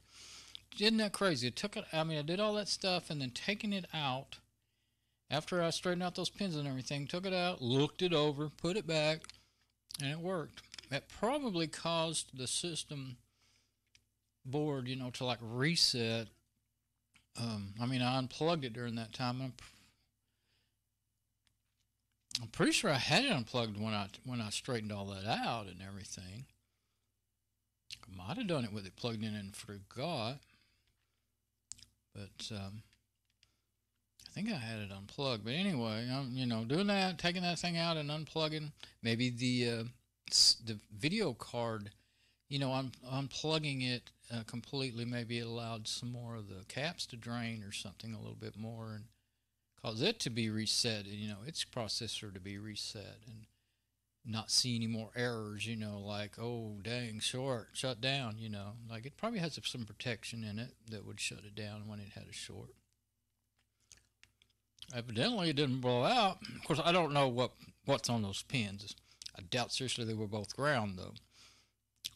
They could have been two, you know, 6 volt and a 12 volt, or 2 12 volts, or, you know, I don't know. I think I actually never really knew how many volt, you know, what kind of power. Well, that being an IDE, I think it's an IDE output. Well, your 12 volt plugs in, you know, to your 12 volt plug on your hard drive. excuse me, on your hard drives. So that would probably be from 3.5 to 5 volts, because that's the only other choices in PCs, 3.5 or 5 volts. So that's probably what is on those pins. So, and sometimes you'll have one pin with 5 volts, another one with 3.5, and you'll have several different voltages all in a array there. But it could have been two of them touching, which wouldn't blow it out, but it might cause some crazy things, Cause I would think if there was a ground and a positive touching like that, they were really just right on each other, just sitting there. I would think it would short and burn something out in the board, and you might even see signs of arcing on the pins. And I didn't see that. Okay. This means you quit right this minute. You're done. Okay. Well, this done, and don't think I have a camera that will point at me anymore. You see my leg down there. So I was going to turn it towards me, but it's so close it would just be really bad. So anyway, there's my side of me old. All right. There's the side of my new old HP Pentium 4 machine. At least it's not another Celeron. It's got a little more power than a Celeron. I already forgot how many megahertz. Was it only 1.7 megahertz? That's crappy. Gigahertz? Sorry. Anyway, we'll see. We will see in next time I get on it. Probably tomorrow, I guess. I'll mess with it. And since I messed up my schedule and I'm going to be getting up early in the morning, I'll be going to bed early in the morning. I'll probably work on these this weekend. Maybe I can get turned around in the next couple of days and actually work on my truck. Okay. This is Don. And there we go. We'll talk to you later. All right, bye.